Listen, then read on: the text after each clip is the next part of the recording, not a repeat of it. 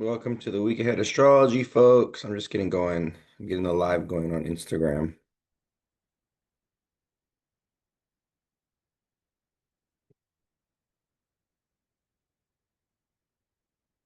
There we go.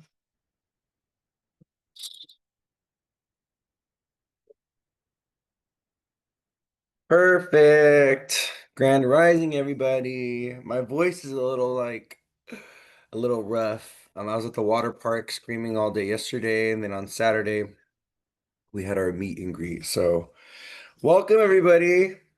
Let's wait for everybody to come in. How's everybody doing? Happy Moon Day. Let's wait for the tribe to come on in.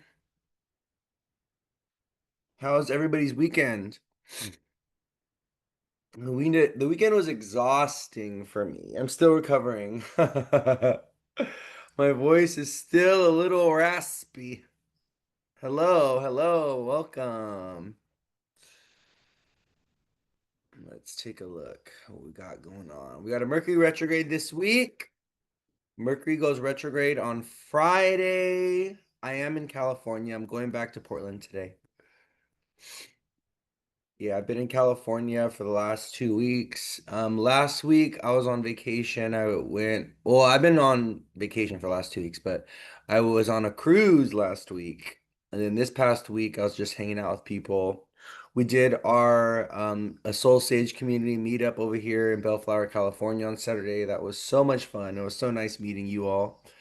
And then yesterday I went to a water park. Such a good weekend, so much family. Nice. Love that. I know. I've been liking the Jupiter and Cancer vibes. I've been liking the Jupiter and Cancer energy, even though Saturn has been kind of delaying the fun, causing some mischief. Welcome everybody coming in. We got a lot of people here. Beautiful, beautiful. Nice to see all your beautiful faces.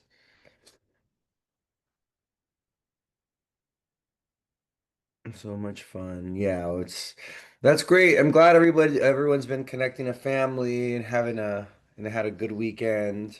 That's wonderful. It's nice to hear. So, we're gonna be talking about the astrology of the week. Before I dive into the astrology though, she said Water Park, Raging Waters, or Hurricane Harbor. I actually went to Wild Rivers in Irvine. So I didn't make my way over there to what is this on my computer? Yeah, I didn't go to Wild Rivers or to Raging Waters or to Hurricane Harbor. What is that on my laptop? Who's growling? Oh, that's my dog. Grand Rising. Welcome everybody. Welcome, welcome. So before we dive into astrology the week ahead, I wanted to talk about Saturn retrograde a little bit, and I wanted to talk about the full moon in Capricorn a little bit.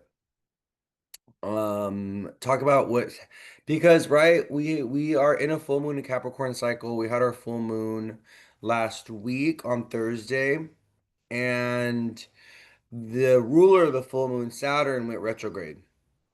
So I wanted to talk about this Saturn retrograde, right? So it's a started in Aries. Saturn's gonna go back into Pisces, and then he's gonna go direct. Let me see here. Yeah, so he went retrograde on July 13th. And then he's gonna be retrograde until November 27th. But what Saturn's gonna do, because he's only at like 1 degree Aries right now, right? He's gonna go back into Pisces. And he's gonna finish up some Saturn and Pisces narratives or stories. So the reason why I wanted to bring that up and talk about that initially is because some people are feeling very like caught in the in between. Yeah, please. It's already like, yeah, it needs to be cut. Do you see it's like kind of like mold and stuff on the side of it? Yeah, it's okay. Yeah, my grandma's gonna cut a papaya today.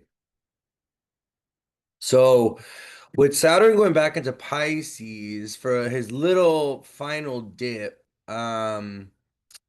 into the water world, there's like some narratives and some stories that need to like be wrapped up. And what's interesting about Saturn going back into Pisces is he's gonna go back to like 25 degrees.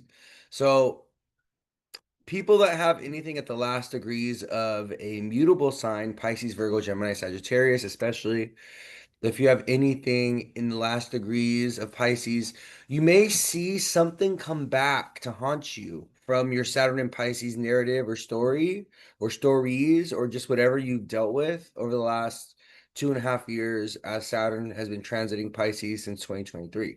So I just wanted to make you guys aware of this. Um, because then, right? Because then we're gonna have a Virgo season, and we're gonna have some eclipses that are gonna be around August, September that are gonna involve Saturn and Pisces a little bit. So there's still like, even though we've gotten a preview of what Saturn in Aries and what Jupiter in Cancer is about, right?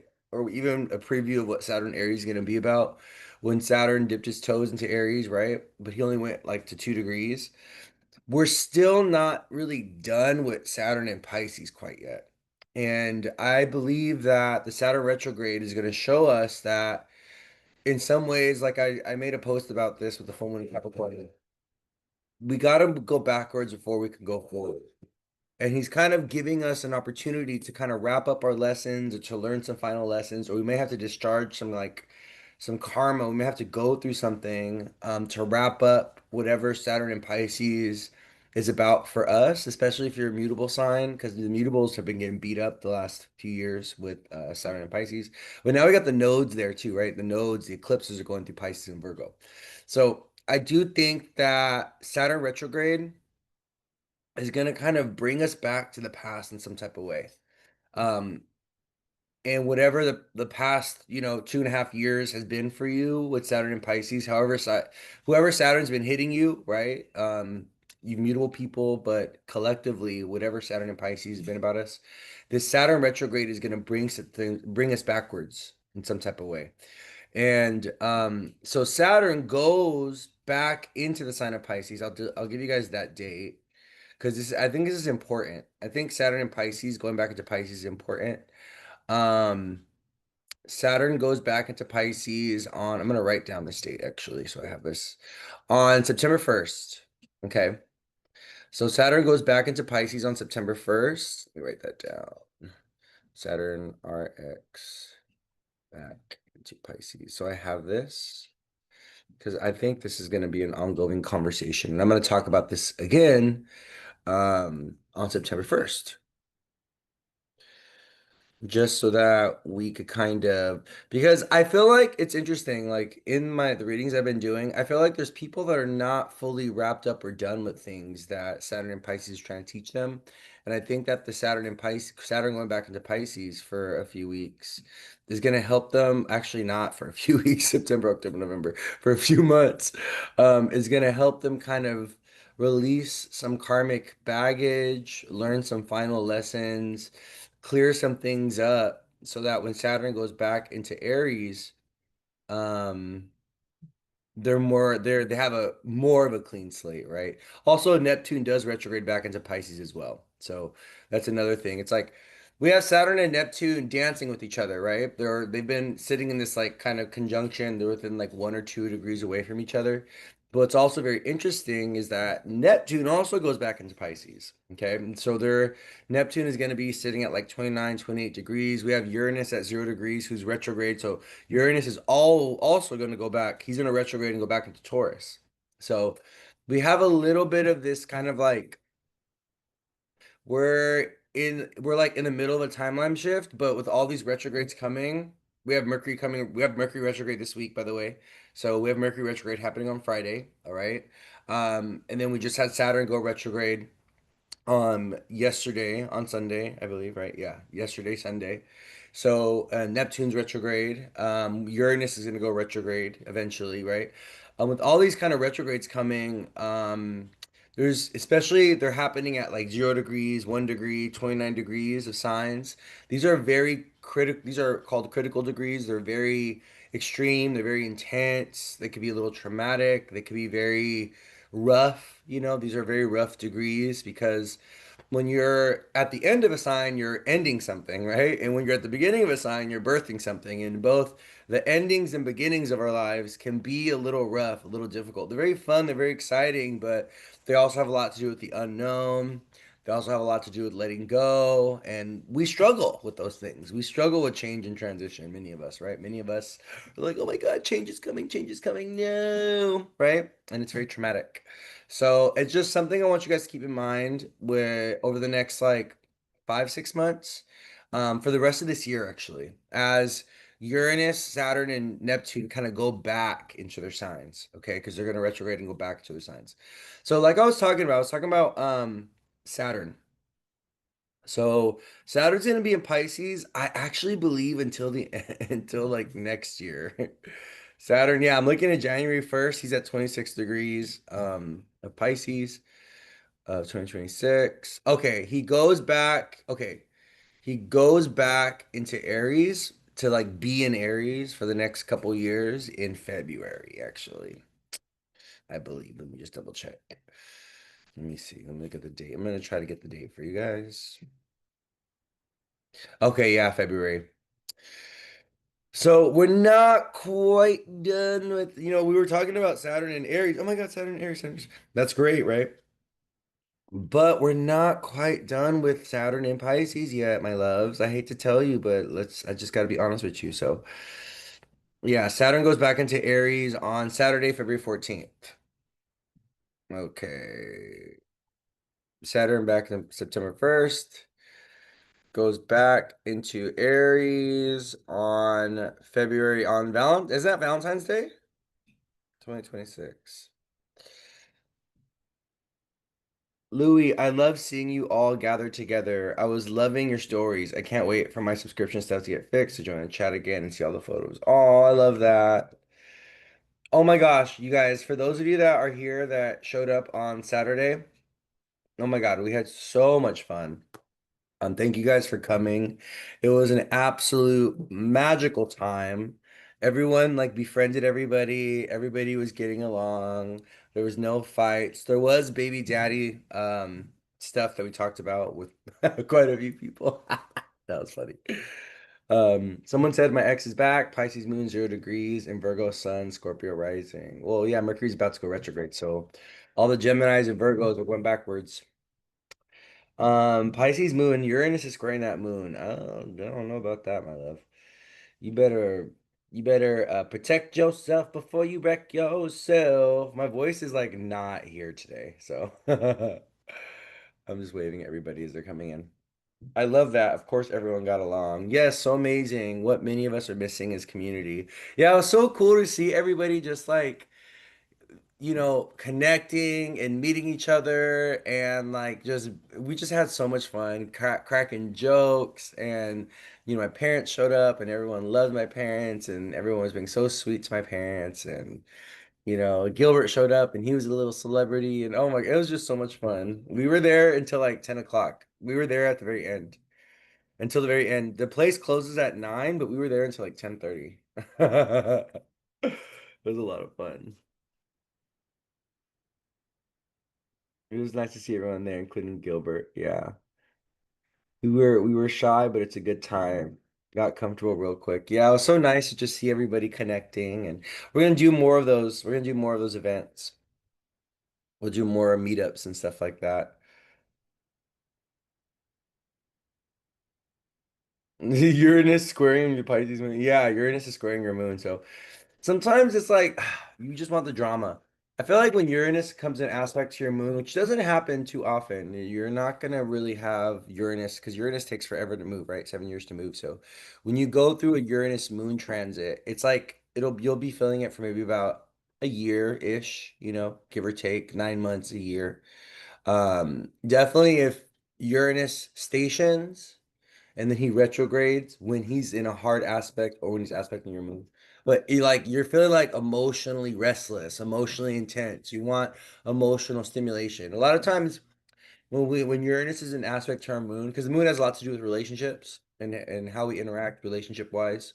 Um, we'll meet someone that kind of stresses us out, or we'll go back to a relationship that stresses us out, or like gives us like anxiety, or gives us like some kind of excitement. Even if it's negative, right? Uranus doesn't really care. Uranus is like, as long as it's exciting and thrilling and like stressing me out, right?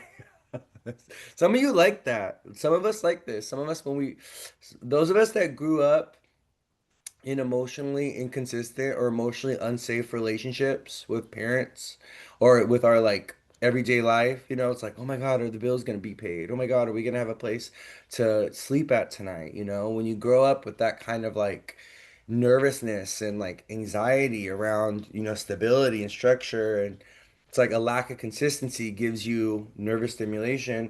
You can become addicted to that without realizing it. You could end up recreating those kind of like chaotic childhood scenarios because your nervous system is like used to dealing with stress, right? Your nervous system ends up kind of subconsciously craving stressful things.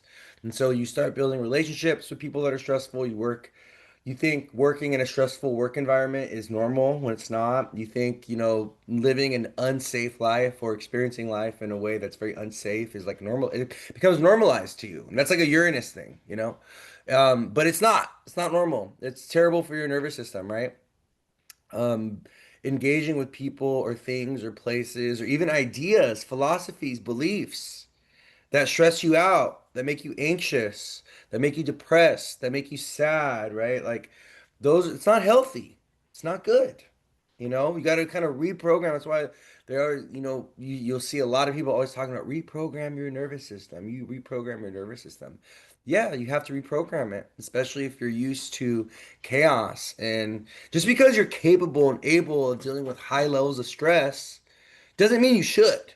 You know what I mean? It's because you grew up in a very high stress environment doesn't necessarily mean you recreate that experience in your relationships, in your work life, in your day-to-day life, with your kids, with your spouse, right? And it's crazy because you'll see that people that have like they're used to chaos or their nervous system craves chaos when they're in a relationship with someone that is simple and grounding and easy, where there's not a lot of very high emotional, there's not like emotional highs and emotional lows in the relationship.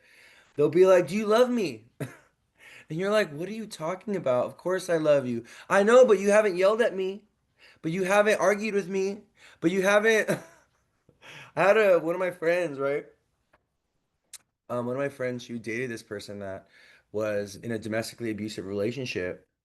And she straight up asked her one day, like the person asked her like to beat her. Like, can you beat me? Like, if you love me, you would really like hurt me or something. Like what are you talking about? What are we talking about? What's going on? And that has a lot to do with how, as children, right?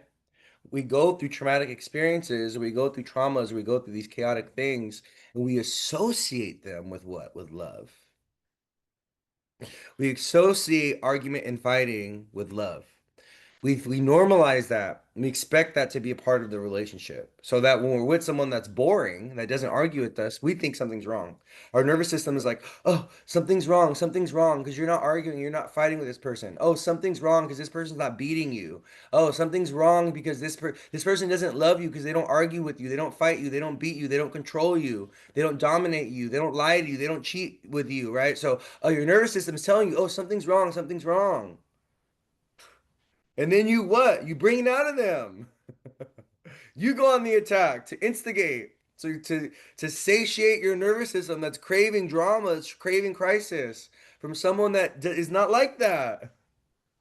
It's crazy. Yes. This is crazy. It's crazy. It sounds crazy, but this is exactly how it works. This is exactly what people do. You know what I mean? It's like you'll have, and this is why you'll see that people that are in domestically violent relationships, it's like a pattern thing. For many of them, they'll be in multiple domestically violent relationships. They actually, the person that ends up domestically abusing them wasn't even like that in the beginning. But they instigate it. They start attacking them. They start throwing the first punch, and then that person retaliates in defense, right? And they bring it out of them. It's crazy. Not always, but this is how it works many times, right? So I think it's important. what? How do we get here? How did I get here? Oh, I was talking about Uranus, and when Uranus is aspecting your moon. I was talking about that transit when Uranus in transit, because now Uranus is in Gemini, right? So it's going to be mutable moons. If you have a moon in Pisces, Virgo, Gemini, Sag, that's going to be aspecting your moon at some point over the next 7 years. You can start to crave unstable, inconsistent, unsafe relationships for the thrill, for the excitement, right? Because Uranus, he likes thrilling, stressful, chaotic energy sometimes. Like he likes that. He likes those experiences, or he brings those experiences to us, right? So if you're having a moon Uranus transit, you should pay a little bit more close attention to who you're dating. And you should ask yourself why? Why am I dating this person? Am I dating this person? What are they bringing to my life? Like, is this relationship not normal, but is this relationship stable? Is this relationship safe? I think these are very important things that we got to ask ourselves when certain planets are transiting our moon, our Venus, because, when you have planets transit your moon or your Venus, that's when you're going to go through relationship things, or relationship things are going to be shown to you. Any planet really, but I think, yeah, moon, Venus are relationship planets. Those are our relationship planets, right? So, someone said that they're gotten back with an ex when Uranus is in Gemini and they have a 0-degree Pisces moon, right? So, yeah, just something to think about, just some food for thought. So, one of the things I wanted to talk about is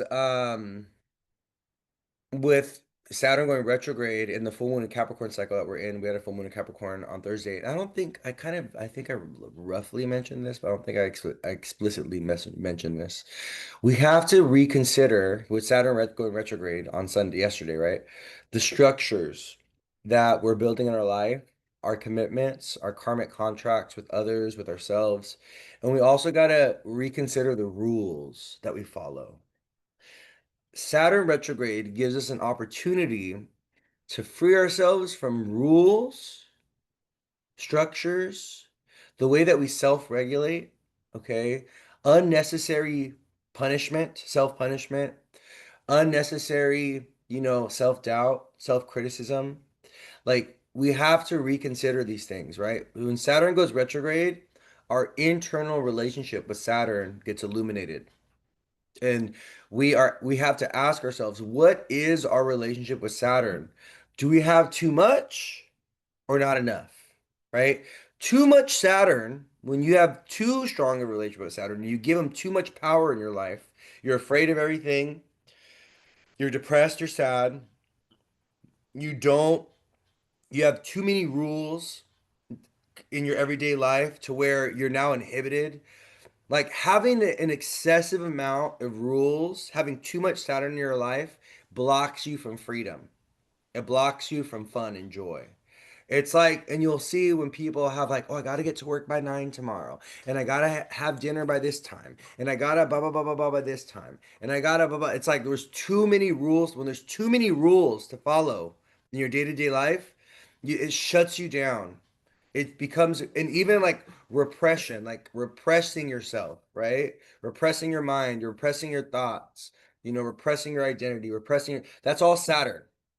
That's all our internal experience of Saturn. But those all come from an excess of Saturn, too much Saturn in our life, right? Like there's too much of a burden, there's too many rules, there's too much self-discipline, there's too much, restriction. And then it becomes inhibition, it becomes depression, it becomes fear, right? That's when there's too much Saturn, okay?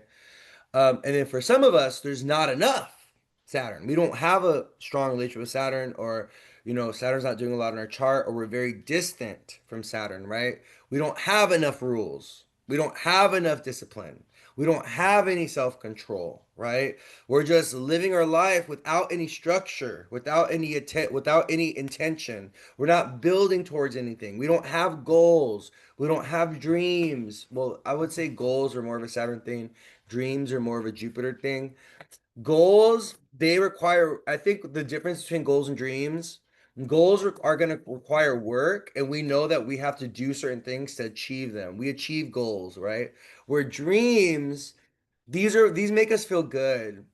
these are things that we aspire to, but there's no real structure in how we're getting to the dream. Yeah, there is. I think goals bring us closer to the dreams, but dreams are a Jupiter thing and goals are a Saturn thing. Saturn wants us to have goals. Like, what are you, no matter how big or how small, right? Like, if you have let's say you have a goal just to wake up and have a consistent, morning routine, whatever, right? Let's say you have a 10-year goal, a 20-year goal, 30-year goal for a certain, career ambition or something, right? Those are all Saturn things. I think goals we can kind of ascribe to time or at least have an idea of how long it's going to take us to achieve that thing.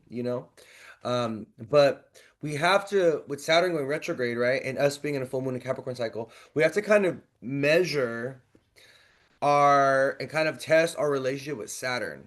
Do we have too much Saturn or not enough, right? We don't have enough discipline, self-control, right? We live our life in excess in some type of way, and that excess is causing harm, right? Too much alcohol, too much sleep, too much drugs, too much sugar, too much of things. No matter what it is, you can die from drinking too much water, okay? Like too much of things is not good for us at all, in any way, shape, or form. Too much money is not good for us. Too much love becomes overwhelming, right? And it becomes smothering, and people don't like that. So too much of anything, right? Because Jupiter's excess, where Saturn, the opposite planet of Jupiter, right, is about temperance, less. Do I need to spend that much money? You know what I mean? Do I need to be eating this much ice cream? So Saturn comes in to impose these limitations to keep us safe, to keep us healthy, to keep us focused, to keep us goal oriented, to keep us disciplined, right? So that we can be consistent. These are all discipline, consistency, structure. These are all Saturn words. These are all Saturn things, right? So I really feel like with Saturn going retrograde yesterday and us being in the Saturn retrograde, that's going to bring us back into Pisces. We kind of have to assess our relationship with Saturn, right? We have too much or not enough. Your goal with Saturn is to be in that kind of, someone said sweet spot. I like that word. To be in that sweet spot right in the middle of, you can't like repress and deny yourself and have too many rules and too many inhibitions because then it blocks fun, creativity, it blocks self-expression, it blocks, opportunity, right? But then you also need some Saturn as well. You can't just go, okay, no, well, I don't need no Saturn, because then you're just living you could be living a reckless, chaotic life, right? So I think Saturn retrograde gives us this moment to kind of go within and be like, okay, what is my relationship with Saturn? Do I need a little bit more discipline or do I need to loosen up a little bit? Like how tight do I have the chain? You can't be too bound, right? But then you also need a little bit of wiggle room. And I think sometimes it's a very hard thing to find balance in that. And I also think about it like, and that's like an evolutionary process. That's an intuitive knowing how much Saturn you need to be applying in your life. It's like it's gonna change, right? Obviously, when you're on vacation and you're traveling, there's no Saturn there. You have no structure, right? But when you get back home after your vacation, it's like, oh my gosh, it's time to get back to my routines. It's time to get back to work, right? And things like that. So what I'm thinking about, because I'm flying back home today, and then I have to jump right back into my routine, starting tomorrow. So I've been on vacation the last few weeks. So, a lot of the rules and the regulations and the structures that I had been adhering to before I came on vacation, they just went out the window quick. Okay. So now I got to get back into that, to transitioning into that a little bit more routine, structured Saturnian life that I was living before I came on vacation. Right. So just something to think about with Saturn going retrograde. Okay. Because a download that I got actually when I was leaning into Saturn, um, was that like the download I got was that we need to like let go of the old rules. Like the old rules that used to exist in like for ourselves that we grew up with in society, culture, in the economy. These rules are dying. Like it's like there's like a redefining happening of like the rules, like what is right, what is wrong, What are the structures that we're going to follow? What are the rules that we're going to follow, right? How do we hold other people accountable to these rules? And it's like we're in this energy right now where it feels like rules are very arbitrary, or there's people just breaking rules left and right. Like people don't give a shit about the rules no more. And it's interesting.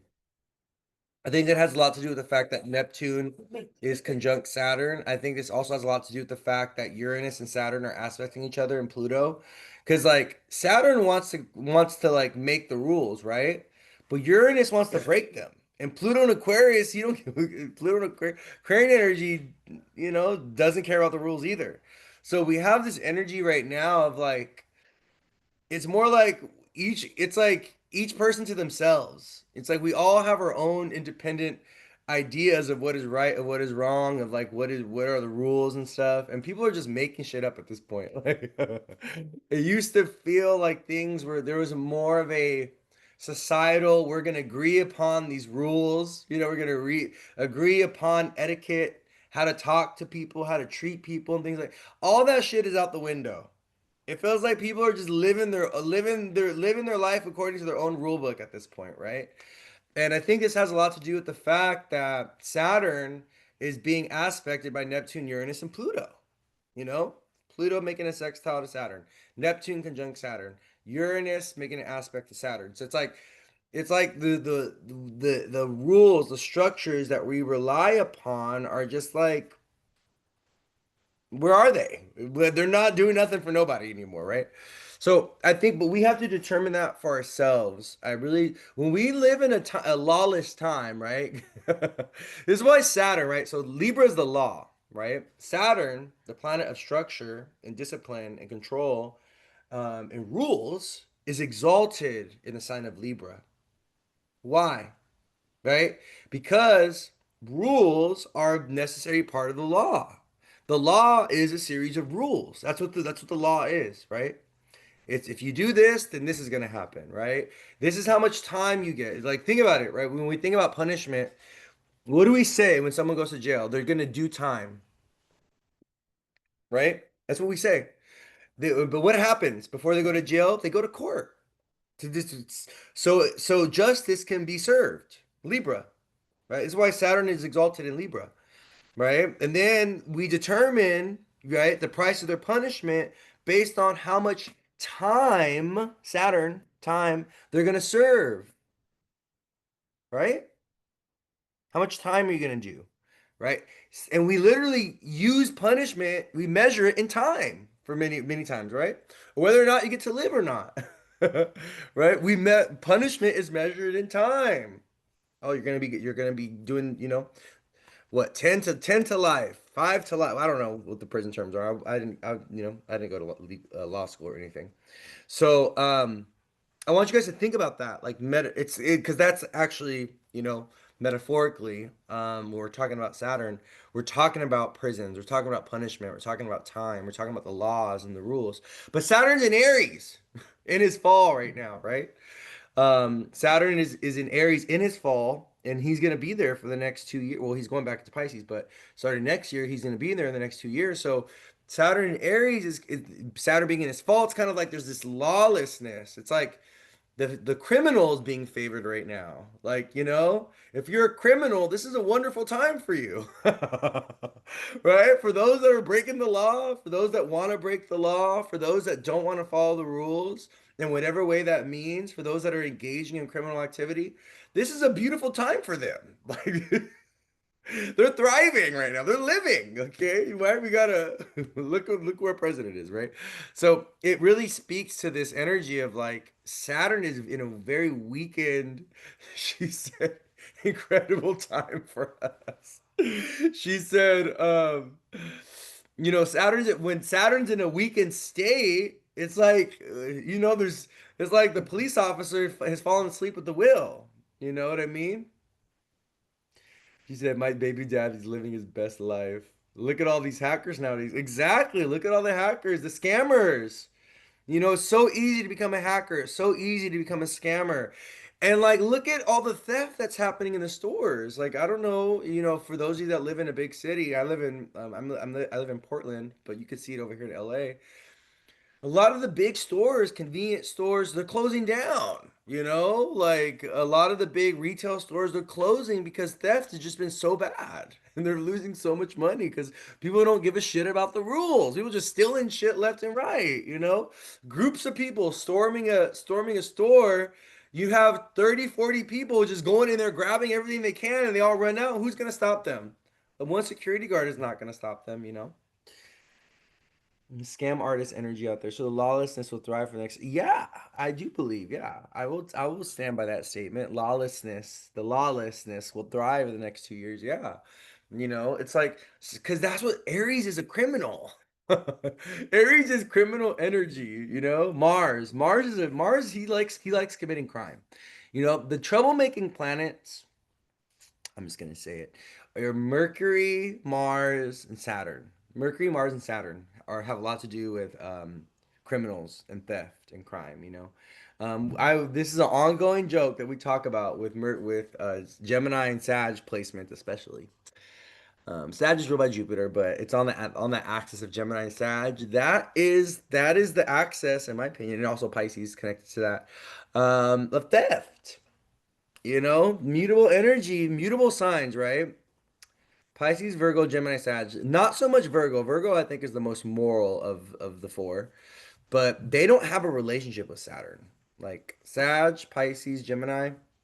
Saturn is not connected to the mutable signs, right? The mutable signs are ruled by Jupiter and Mercury. So they don't care about the rules a lot of times. And so they will steal something, they'll take something. A lot of them they were kleptos when they were young. You have I was talking about this before a few months ago. I was talking about like Gemini Sag kids. When you take them to the store, you got to watch out because they'll walk out of the store with something and be like, "Oh yeah, just grab this and put it in my pocket." Look at it. She said, my son has a Gemini Mars. He loves stealing shit and he laughs about it. Exactly. Yes. They don't care. They're like, what are rules? Saturn, who's he? What are these rules? There's all this stuff in here for the taking. Like, what do you mean I can't have this? Like, what do you mean I can't have it? Like, look at it. Who's gonna stop me? I'm just gonna go and take this. Like, yeah, but yeah, so the reason why I'm thinking about this, right, is because when we are in a time where Saturn energy is very weakened societally, we have to kind of live by our own rules and our own structures. We do need discipline, and we do need consistency. And this is especially relevant when it comes to health. I cannot tell you because Virgo, we have the South Node Mars in Virgo, right? And Capricorn trines the sign of Virgo, the sign of health, right? And so does Venus. Venus, Taurus trines Virgo, and Capricorn, ruled by Saturn, trines Virgo. Um, so when it comes to health, right? If you want to be healthy or you want to maintain your health, because we're given health, right? The majority of us. We're healthy first. We're born healthy, right? We can only hope and pray, but most of us, right, are born healthy. We lose our health over time, right? With unhealthy habits like, drinking, smoking, not eating well, partying too much, not sleeping right, right? Our health wanes over time when we're not taking care of ourselves. And so it's like when it comes to like Saturn Virgo things, right? It's like you want to maintain your health, you got to have healthy routines. You got to eat right. You got to limit your calories. You can't eat too much sugar and things like this, right? So it's just something to keep in mind with Saturn going retrograde. It's like, where do you need more discipline, more structure, more rules, more routines in your life? Or where do you need less? Where you have too much structure, too much rules, and you're not having fun. There's no joy in your life. There's no freedom. You feel trapped. Oh my gosh, that's like the worst feeling, right? Feeling trapped in your day-to-day life to where you don't have any time for just chill, to relax, to sleep, to do something fun, right? It's all a healthy balance. So I just wanted to bring that up because we are in a full moon in Capricorn cycle and Saturn just went retrograde yesterday. So this is the reason why I'm talking about this is because we got to kind of reassess our relationship with Saturn right now. We either need a little bit more Saturn or we need a little bit less Saturn. And that's what Saturn retrograde gives us the opportunity to do is like go inside, go within ourselves and really temper our relationship with Saturn, right? I think many people I think we need to heal our relationship with Saturn. I think of the majority of us, we have a very unhealthy relationship with Saturn. Our internal experience of Saturn has a lot to do with fear, with negativity, with pessimism, with depression, instead of the healthy relationship with Saturn being about discipline, about structure, about setting goals, right? We internalize Saturn as a planet, or we experience him, right, energetically as he inhibits us, he blocks us, he makes us doubtful, he makes us pessimistic. We're afraid of everything. We're afraid of change, right? That's having too much Saturn, but also not having a healthy relationship with Saturn, experiencing his energy in a way that's more about blocking and inhibiting and preventing, which is great. But, I think a healthy relationship with Saturn is also we got to push up against him. And because we got to conquer our fears. We got to, be disciplined and structured, but not to the point of like self-repression and self-rejection or even self-punishment. Self-punishment is a Saturn thing. People that like punish themselves, right? That's a Saturn thing. And I mean, teach their own. Some people thrive with that, but I think we just gotta have a healthy relationship with all the Saturn things. And I think Saturn retrograde gives us opportunity to test that or to rebuild that relationship or to even investigate it and see how am I relating to Saturn's energy? Do I trust, that change is like a good thing? Am I afraid of change? Do I have trust issues? Saturn has a lot to do with commitments and things like this as well, like the rules and the structures that sustain our relationship, right? And this is also why Saturn exalts in Libra, the sign of relationships and marriage, because what sustains a relationship, right? I'm good. But what sustains a relationship is security and rules. What are the boundaries of your relationship? What are the limitations, right? What is considered flirting? What is considered cheating? What is considered, like it's like we have to follow the rules. It's just every relationship has its own set of rules, right? What does it mean to be a friend? What does it mean to be a husband or a wife, right? What does that mean? And what is sustaining that? It's the commitment and the rules that protect the commitment and that put it in a container. Saturn and Libra, you know? So it's just something to think about. I think we gotta, and maybe the Saturn retrograde, right? Um, is about you talking to your partner, about the rules of your relationship. Sometimes we need less rules. Oh yeah, let's open it up. You know what I mean? It was funny because on my cruise last week, or 2 weeks ago now, swinging in the pineapple, which I had no idea about, but I learned a lot about on the cruise, became a thing, Like many times when a relationship or a marriage is bored, they're like, "Oh, let's open it up." Let's open up our relationship to the possibility of a third, or let's start swinging. And that's kind of like letting go of the rules a little bit and kind of be more open to experimentation and all that. So for those of you that didn't know, wearing pineapples is a swingers thing. So if you have like a pineapple dress on, or you have pineapple jewelry or a pineapple backpack, that could be telling, couples that swing like you're looking, or something. So, but this kept coming up in conversation on the cruise with all the people that we were meeting. It was so funny. But yeah, something to think about, okay? All right, let's keep going. Does that make sense? Do you guys resonate with that?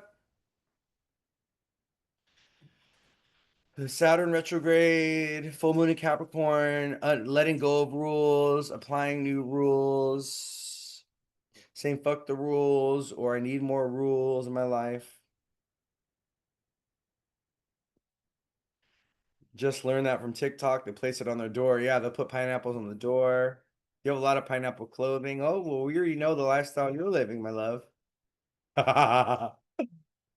Someone said, really? Oh my gosh.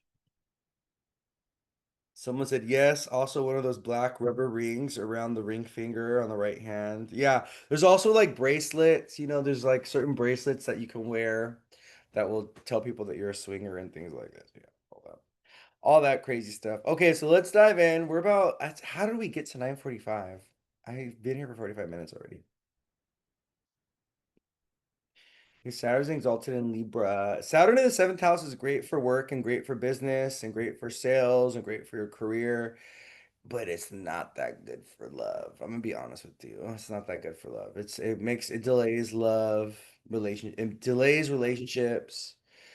It can make Saturn in the seventh can like you'll be with people that are cold or mean or boring or they're career oriented or they're older than you or you can end up getting married and finding love later on in life. That's a Saturn in the seventh thing. I think Saturn in the seventh is wonderful for business though, for like making money and if you want to, do deals, do any kind of contracts, you want to sell cars, you want to get into real estate, Saturn in the seventh is great for that. Also, if you want to be a therapist, if you want to be a lawyer, being a therapist, being a lawyer, you want to work with like people that are mentally ill or people that have like issues, anything where you're solving people's a lot, helping people. Saturn in the seventh is great for that, for being a business owner, entrepreneur. But when it comes to love, Saturn in the seventh is a little rough. You know, Sometimes that could be the tragic loss of a spouse. I've seen that as a Saturn in the seventh house thing. I've seen people lose spouses tragically to an illness, with Saturn in the seventh. So it just depends on your chart, depends on your chart and what else you got going on in your chart. All right, let's kind of talk about the astrology of the week.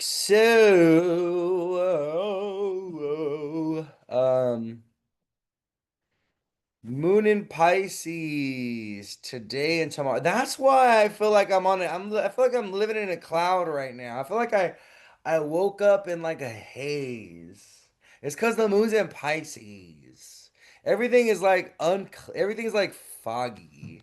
I feel hungover for no reason. Like I did have a few drinks yesterday at the water park though. Maybe that's why. Um, but yeah, we got Moon and Pisces today and tomorrow. Let's see.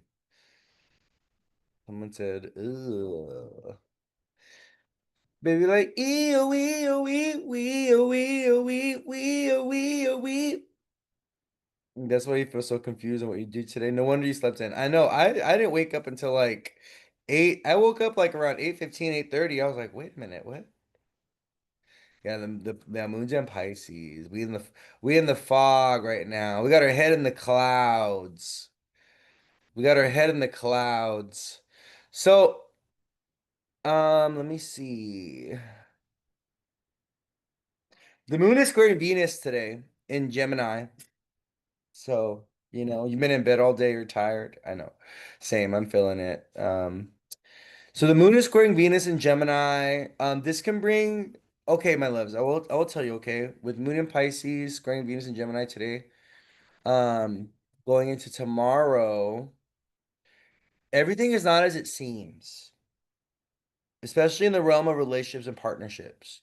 Watch out for being delusional today and tomorrow around love, okay? This could be a period where, like today, tomorrow, come on, Venus and Gemini square the moon in Pisces. Like, baby, you're confused. You don't know what you want. You don't know what they want. You're just coming up with false scenarios. You're lying to yourself. You think they're lying to you and they're not. They're being honest, baby. It's like it's things are just like foggy and not clear, okay? Um, Another interesting thing that happens this week, I believe, is Venus moves into square Mars. Let me see. Hold on. Let me give you guys that date. We're gonna kind of we're gonna be bouncing around a little bit. And Mars is getting next to the south node, or Mars is encroaching on the south node. Mars is at 16. I'm looking at Wednesday. Mars at 16 and the south node's at 21. So we have a Venus Mars square, I believe. When does Venus and Mars square each other? Hold on. This is kind of a little funky for relationships. Venus Mars square. It might actually happen directly next week. Mars is going pretty fast, actually. Mars is going like a degree every 2 days. Yeah, it's not until next week. We'll talk about it next week. It's gonna be on like Venus Mars square is gonna be on, let me get the date just so I have it. On Wednesday the 23rd. at 21 degrees and squaring the nodes. This is going to be a little rough for relationships, okay? Especially if you're a mutable sign. Pisces, Virgo, Gemini, Sag. If you got a mutable Venus or a Mars or a moon, anything around 21 degrees, it's going to be a little rough, okay? Venus in Gemini is great for new relationships, for meeting new people, you know? But for current relationships or relationships that are going through things, this energy is very murky. It's very foggy. It's also very like, because it's Mars and Virgo and Venus and Gemini, Mercury, very Mercury. It's all about little verbal disagreements. Like your day-to-day relationship energy is very frustrating and very irritating. It's like we're having disagreements, we're feeling very confused, we're having a hard time talking and communicating, we're talking shit to each other every day. You wake up in the morning, you're like, good morning, bitch. Like, excuse my language. Like you're like pissed off and angry. You're irritated. This is like irritating energy. It's like irritating energy. I had to crash out on my dad to put him in his place. Yeah. It's very irritating. And also, you got to think, what planet is going retrograde this week? What planet is going retrograde this week? That you guys been looking forward to this retrograde. Oh my God, you're so excited about it. It's your favorite retrograde ever. You absolutely love when this planet goes retrograde. Okay? It is your favorite planet, and it's your favorite retrograding planet. Okay? What planet is going retrograde this week, beloveds? Mercury. Here we go again. Another one. On Friday, actually. So Mercury goes retrograde on Friday, July 18th. And Mercury is ruling over the Mars in Virgo and the Venus in Gemini. Right? Mercury's going retrograde. Mercury rules the sign of Virgo and Gemini. Those are his signs. And they're going into square with each other, you know? So this is like all the Mercury energy. There's a lot of Mercury energy in the air with Venus and Gemini, Mars and Virgo, especially in the realm of relationship dynamics. But the Mercury retrograde, Mercury goes retrograde this week, right? So it's like there's shit coming back from the past, okay? Oh, you thought you had Mercury retrograde, but you don't have it in your chart. Yeah, Pluto's also retrograde. Yeah. So yeah, Mercury going retrograde, Venus and Gemini, Mars and Virgo, them going into square with each other next week. This is kind of giving, we're having to have conversations and like bring things out to the open that are a little uncomfortable. We're talking about how I feel, what's going on with me, right? Mercury's in Leo, which is about you, about the way you see things, about the way you're not getting the attention that you need. You're not getting celebrated. You're not getting validated. You got to have those conversations with baby daddies. You got to have those conversations with the boss. You got to have those conversations with your kids. Okay, tough ones. That's all those things that I just mentioned. Baby daddies, kids, the boss. These are all things ruled by the sign of Leo. Mercury retrograde in Leo. Okay. Someone said they're done talking. They're done with the chaos. I love that for you. Right? If the talking isn't working, it's time to start throwing blows. And I'm kidding. I'm just kidding. I don't think Virgo. I don't know. I don't know. Mars is in Virgo, so Mars squaring Venus. If you want to, I think next week is a good time to pick a fight. Okay, if you just need to brawl it out. Sometimes you just need to brawl it out. Just kidding. Don't fight, please. Don't do that. I have Mars in Libra. I'm a pacifist. I don't believe in fighting. Okay. But every now and then I do have Jupiter in Aries and I have a Scorpio stellium. So every now and then, if they're asking, are you asking for it? Are you asking for it? Do you want it? What are you guys you guys know what I'm talking about? You're dying for it. Pooja, what is this behavior? Are you guys ready? Are you guys ready for the meme? Here we go. Ready? Hold on. Let me play it right now. Hold on. Are you asking for it? Pooja, what is this behavior? Hold on, wait. Are you gonna hit me? Look at this is some of y'all. Look at this. Let's smell. Pooja, what is this behavior? I'm sorry, I kicked it by mistake. You can't kick it by mistake. Then pick it up if it bothers you. No, you will pick it up. You don't tell me what to do. Ready? Smell. Go ahead. Pooja, what is this behavior? I'm sorry, I kicked it by mistake. You can't kick it by mistake. Then pick it up if it bothers you. No, you will pick it up. You don't tell me what to do. I can tell you what to do. You do not tell me what to do. You do not tell me what to do. Or what? Are you gonna hit me? Do you want it? I don't want it. You're asking for it. You're dying for it. Get off my back. Got it? Yeah. Okay, I just have to play that one real quick because it just came to me real fast. Okay. I kicked it by mistake. I was walking around quoting that for a solid like a month or two. Pooja, what is this behavior? I do that with my mom sometimes. Get off my back. Cause you're asking for it. You're dying for it. So that's where we're at right now. Mercury retrograde in Leo, Mars in Virgo, Venus in Gemini. You're asking it's funny because like she kicks like a it's from an episode of Big Brother, I believe. If you type in Pooja, what is this behavior? It'll come up a million times on every social media platform if you just Google it. Okay. But yeah, so we do have Mercury retrograding in Leo. Anyone know about how long Mercury stays retrograde for? Mercury RX got your eye twitching. I know. Okay, I got a crazy story to tell you guys really quick, okay? And then we're gonna keep talking about the astrology of the week. Because I was talking about the moon in Pisces. Okay, so the moon was going through Aquarius, my 12th house, Saturday, and even yesterday, I believe, or the moon was already in Pisces, maybe. Okay, yeah, 3 weeks. Someone got it right. Mercury goes retrograde for 3 weeks. Roughly 3 weeks. Yeah, around 24 days. Yeah, like 21 days. Yeah, around, yeah, 24 days.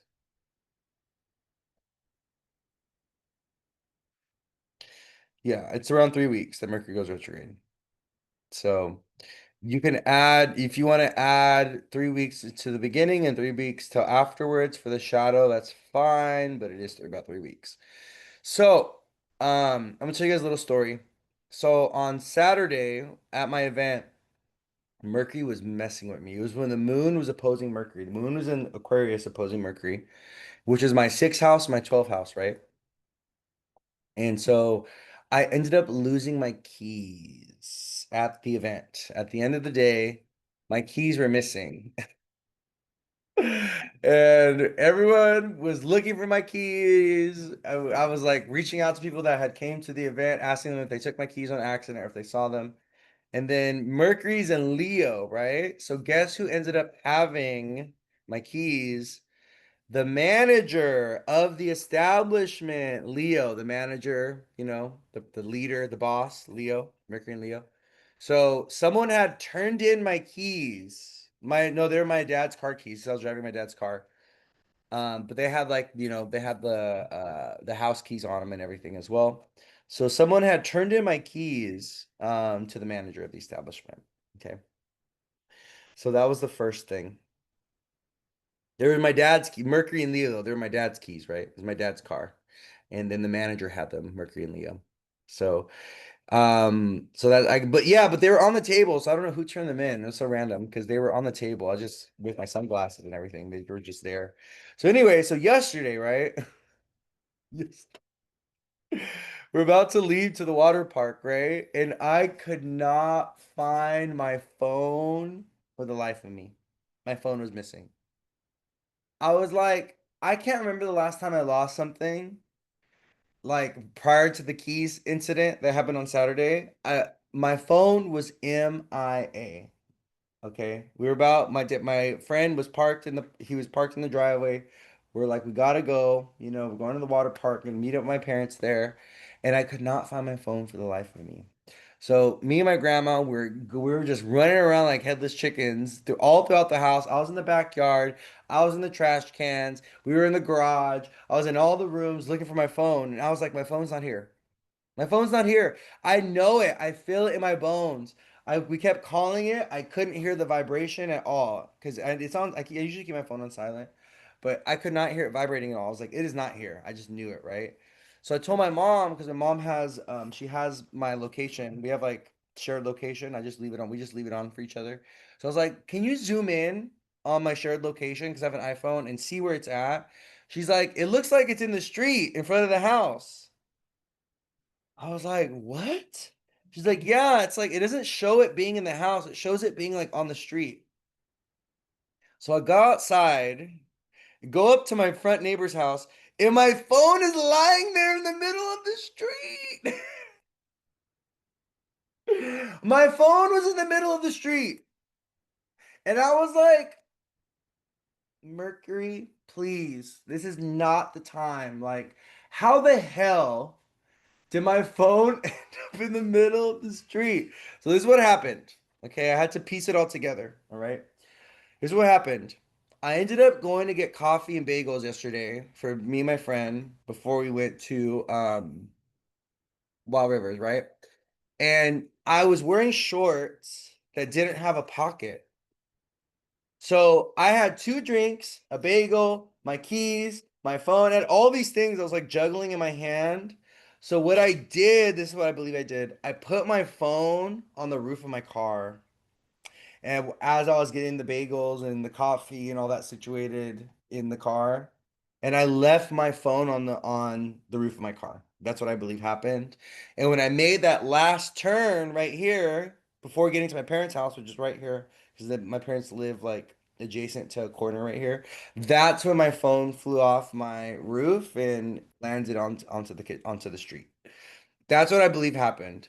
And I told myself, I'm never gonna wear shorts without pockets ever again. I'm never gonna wear those shorts outside ever again because those shorts have caused an issue around me forgetting something or me like leaving my. I left my headbuds. I left my headphones, my earbuds, at like a restaurant or something for the same reason because I didn't have pockets. So yeah, I had my mom zoom in and it was on the phone and it was in the middle of the street. I was like, there's no way my phone could be in the middle of the street, but I knew it. I felt it that it wasn't in the house. And then it was just laying there. Luckily, no one had ran it over, It had been out there for maybe about 45 minutes, 30, 45 minutes. But yeah, but Mercury messing with me, man. I was like, Mercury, please stop. Stop taking my stuff. I think it's because the moon's in Aquarius in my 12th house, opposing Mercury in my sixth. The phone was all right, yeah. The phone's all right. Jupiter and Cancer. Yeah, my grandma helped me actually. Jupiter's my grandma. Jupiter and Saturn are your grandparents. So, oh yeah, my mom helped me. Yes. Yeah, yeah, my mom helped me. Yeah. But it was my bright thinking because I was like, okay, how can I find I told my mom I was like, zoom in as much as possible to see where it's at. And she ended up finding it. Mercury likes Virgo Gemini people. You guys have a relationship with Mercury. I have Chiron in Gemini and I have no Virgo or Gemini placements other than my Chiron. Me and Mercury we're estranged kin. Okay. Me and Mercury have no relationship. I don't even know who he is. All I know is he causes a ruckus. I have no relationship with Mercury. Okay. The only time Mercury comes into my life is in the form of a Virgo man that's going to bring me extreme heartbreak, sadness, and cause some kind of destruction in my life. That's the only times I experience Mercury. Okay. Uh, my emails to new clients and checkout system have been so wonky. Yeah. Yeah, well, Mercury's about to go retrograde, right? So Mercury goes retrograde this week on Thursday. What did I say? on Thursday, let me see, Mercury retrograde, July 18th. What we leave on Friday, 14, 56, 17, 18, 4 days, Monday, Tuesday. On Friday. Yeah, Mercury goes retrograde on Friday. So heavy on the heartbreak from a Virgo man. Mercury's like a Sour Patch Kids. First they're sour, then they're sweet. I don't know. I think some of them never make it to the sweetness. Okay? I think some of them they love being sour and bitter. And it's funny because actually a lot of Mercury foods, a lot of foods that are ruled by Mercury, like limes and stuff, are sour and bitter. The little tiny key limes, those are little balls of Mercury. Those are more ruled by Mercury. And a lot of mercurial foods are sour. A lot of Mercury people like sour foods too. Sour is actually really good for the gallbladder and for the liver. The flavor of sour is good for the gulp. Okay, let's keep going. I'm just dribbling off now, like all these tangents. All right, so Moon in Pisces, today and tomorrow. The Moon's gonna square Venus today. That could be a little confusing when it comes to relationships and partnerships. So watch out for projections. Oh, one of the things I was gonna say with the Mercury retrograde in Leo, we'll talk about this maybe. Maybe I'll do a live on Thursday and we'll talk about Mercury retrograde on Thursday.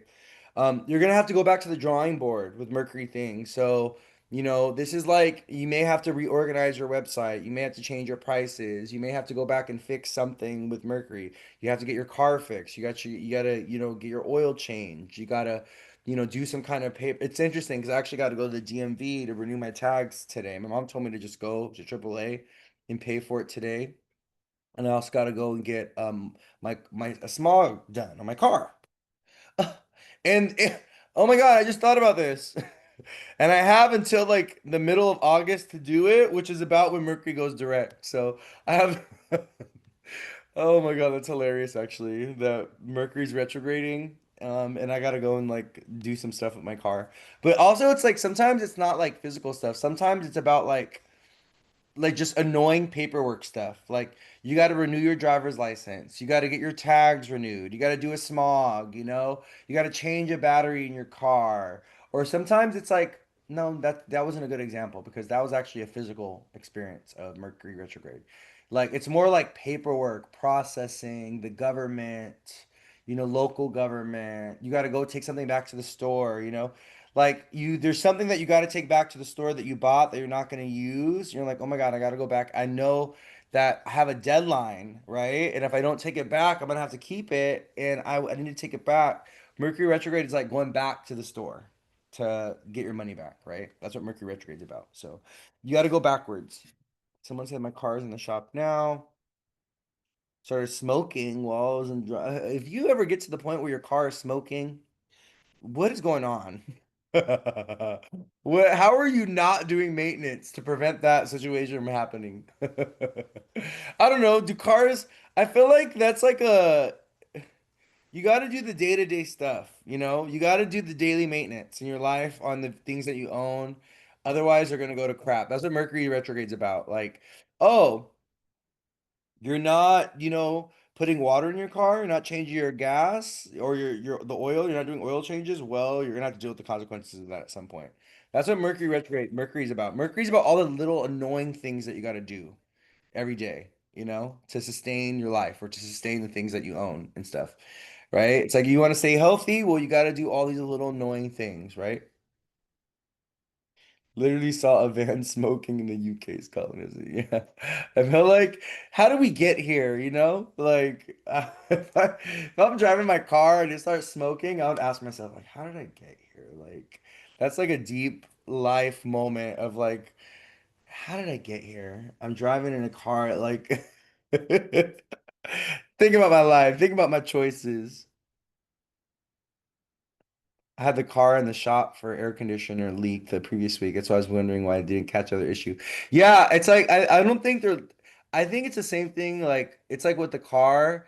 You're not gonna check for the problem or the issue until it's like giving us like it's like blaring out or standing out because there's just too much to check. Like there's too many systems, there's too many little things to kind of like, you know. I don't know. I'm not a mechanic, and my brain doesn't think like that. So I have a very weak relationship with Mercury. So I'm not a car person, okay? I don't know anything about engines and stuff. Don't even ask me, okay? Like I pay someone else to do that for me. Okay. All right. So yeah, Mercury retrograde, going back to the drawing board, having to go back and fix things, having to go back and pay for things, having to take things back, having to have a conversation that you've been thinking about, but and now it's the time, right? Now it's on your heart. Leo, the heart, Mercury retrograde in Leo. I got something on my heart. I gotta this is my confession, right? You got something to tell somebody. You got something to say, right? There's something that is going to be coming back from the past, all right? Things coming back from the past. Saturn retrograde and Mercury retrograde together happening within a few weeks of each other. Things coming back from the past, you know? You wonder if the car is cursed because you've had issues with the car every couple of months since you got it from your aunt's used car dealership in 2018.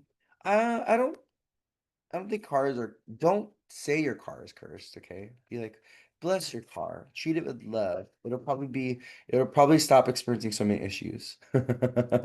You know, you did get a used car though, so you know. You get this the karma of a used car, you know. Mercury retrograde. Don't buy a car during Mercury retrograde, okay? Try to do your best. It depends. Some people will buy a car or will do things during Mercury retrograde and it will work out, but you know, a lot of times when you do something, you initiate something, you purchase something during Mercury retrograde, once Mercury goes direct, there's gonna be something that you have to like fix or something that you're gonna have to like change or something that you're gonna have to do um that was like overlooked or you're gonna have to go backwards in some way, you know. Yeah, get a new car, my love. You deserve it. Get a new car. Get a new car. All right, let's keep going. So, Moon in Pisces, today and tomorrow. So the moon's gonna be in Pisces on Tuesday, tomorrow, on the day of Mars, and the moon is also opposing Mars tomorrow on Tuesday. Okay. The moon is also going to be aligned with the nodes. So, you know, the nodes can be a little chaotic, a little intense. Moon North node together is about obsessive compulsive habits, a lot of energy, an increase of energy. The moon hitting Mars and Virgo tomorrow could be feeling very productive. We're going to be feeling very irritated. You know, this also opens us up to fated karmic events when the moon aligns with the nodes, you know, being stuck between the past and the future, having to make a decision or a choice that's going to determine, you know, a direction, a life direction, where you're going to go. Like, you know, it's very much like that right now. I think there's like certain karmic things that are kind of like, what are you gonna do? Like the universe is asking us, what are you gonna do? What are you gonna choose, right? Like I always think of the nodes, when there's like aspects happening with the nodes. I always think of the crossroads card when it comes to Lenormand. The crossroads card is like when you're at a crossroads in your life and you have to make a choice or make a decision that's going to change your entire narrative or change your entire story. We may be feeling that tomorrow, okay? Especially for mutable signs, because mutable signs are dealing with the nodes, right? The North Node and the South Node are in Pisces and Virgo. So it's Pisces, Virgo, Gemini, Sagittarius that are experiencing some of this, like, yeah, fork in the road. Exactly. A fork in the road. You're at a crossroads, right? So I just want you to think about that, okay? Because some people, they are in situations like that, or that they're in like a life chapter like that, but they don't even realize it, or they're not even thinking about it or perceiving it in that way, you know? They're kind of just like, oh, well, you know, I'm just living my everyday life and this is just where I happen to be at. I'm at this like conjunction point, right? Or this juncture, right? But they're not really considering the impact or the weightedness or the importance of the being intentional in that moment or with whatever choice or decision that they make because you know they're not thinking about the consequences of that choice or how making that choice or decision or making that change is going to pivot and shift everything in their life in a new direction. And I think it's, you know, the more perspective that we can gain on a decision or a choice before we make it, right? Thinking about the consequences of it, considering the outcomes and things like this, the more informed, empowered we can be when making choices and decisions in general. right? I think this is one of the gifts that I have of a moon in Cap. One of the things I love about my moon in Capricorn is I always consider consequences and outcomes with choices before I make them. It's kind of like an automatic thing that I do. I always do risk analysis with everything. Like, I would make a great insurance agent, or I would make a great, like, you know, like life insurance person because I feel like I'm really good at analyzing risk and kind of weighing the pros and cons of like risk, like how much, like, and it's like an automatic thing that I do. It's like, is the risk worth the reward? Like doing risk analysis, right? And that has a lot to do with Saturn, like Capricorn things, because you're thinking about like the consequence or the outcome. You're thinking about like what is the payoff, or what is the risk? Like there's always this kind of energy of considering something and what the outcome is going to be, what the after effects are going to be, what the reward or the consequences are going to be, right?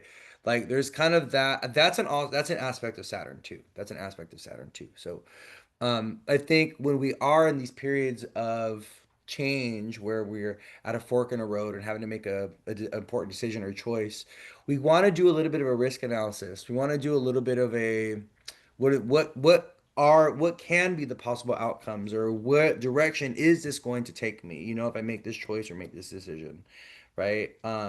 Someone said I always thought it was your trauma response. No, I think it's a very Saturn thing to do. I think it's a very Saturn thing to do. Risk analysis is hard to teach, yeah. Some people just have it naturally though. Um, I think it's a Scorpio thing too. I think Scorpio is really good at that as well. I think that's a Scorpio thing. It's like a Saturn, Aquarius, Capricorn, Scorpio thing, I think. Risk analysis. Virgo tends to do that as well, actually. The sign of Virgo tends to be like that as well. Um, so yeah, Moon in Pisces with the nodes, Moon with the North Node tomorrow, Moon opposing Mars at the same time. This is kind of like a karmic checkpoint. I've heard that phrase used with the Saturn retrograde in general, and this full moon in Capricorn, which I agree with that as well. But yeah, there's like a momentary the day tomorrow, Tuesday, July 15th. It's like a karmic checkpoint with the moon touching the nodes and the moon opposing Mars. It could be a little hard though, a little difficult. I will tell you, we're gonna see increases in illness and sickness, infection, disease. We're going to be seeing some really tough things with Mars and the South Node coming together. Okay. And I do believe Mars and the South Node actually make a conjunction next week exactly. And yeah. So, like for instance, oh my gosh, it's so crazy. Here at my parents' house, my mom and my grandmother are like covered in like blisters and like bites and stuff. And they're thinking that it's chiggers. They're thinking that it's like the chiggers are these tiny little mites, right? Really, really small mites that you can't even see with the naked eye. They're kind of like fleas. They're in the same family as fleas. There's mosquitoes, and that's what we get with Mars, right? The South Node is things that are small, things that are tiny, viruses, mites, bacteria. Like that's what the South Node is about. And the South Node is about like infections and illness. And Mars is about attack, inflammation, bites, being stung, things like this. So with Mars and the South Node coming together, it's so interesting how I've already seen this manifesting in my own with my family. My mom's a Virgo. The South Node in Mars is in Virgo, and my mom she's covered in blisters, right? So we need to be aware of this week, next week, tomorrow, with the moon going into Pisces, opposing Mars in the South Node, like, or being on that axis with the North Node and the South Node in Virgo, and Mars and North Node in Pisces. We need to be aware of this. Wash all the bed sheets with hot water. They did all that. They washed all the bed sheets with hot water and vinegar. Yeah. They even took the laundry. They did laundry off site. They went to like a laundromat. Yeah. So, but I'm good though. And then remember, I don't know if you guys remember this, but when I came back from my vacation, I had all these little bugs crawling on me when I was sitting on the couch in my parents' living room. I had all these little tiny bugs crawling. But I'm good. I don't got no bites or anything. I did kill two mosquitoes in my room last night because I'm the mosquito hunter. I do not play that, especially those tiny little South Asian ones, the ankle biter mosquitoes. Oh, I do not play that. Like, I will hunt you down. If you are a mosquito, listen here, okay? I will hunt you down. I'm the mosquito killer. I killed two of them yesterday in 5 minutes. Easy, no problem. Because I do not play, okay, with those. That is those two insects that I do not mess with. One is mosquitoes and the other one is roaches. Those are two insects. I draw the line right there. I don't care. I have no heart. I have no compassion for them. I'm killing you. If you cross my path, consider yourself dead. Okay? To me, the no. I have no compassion for those creatures. All right?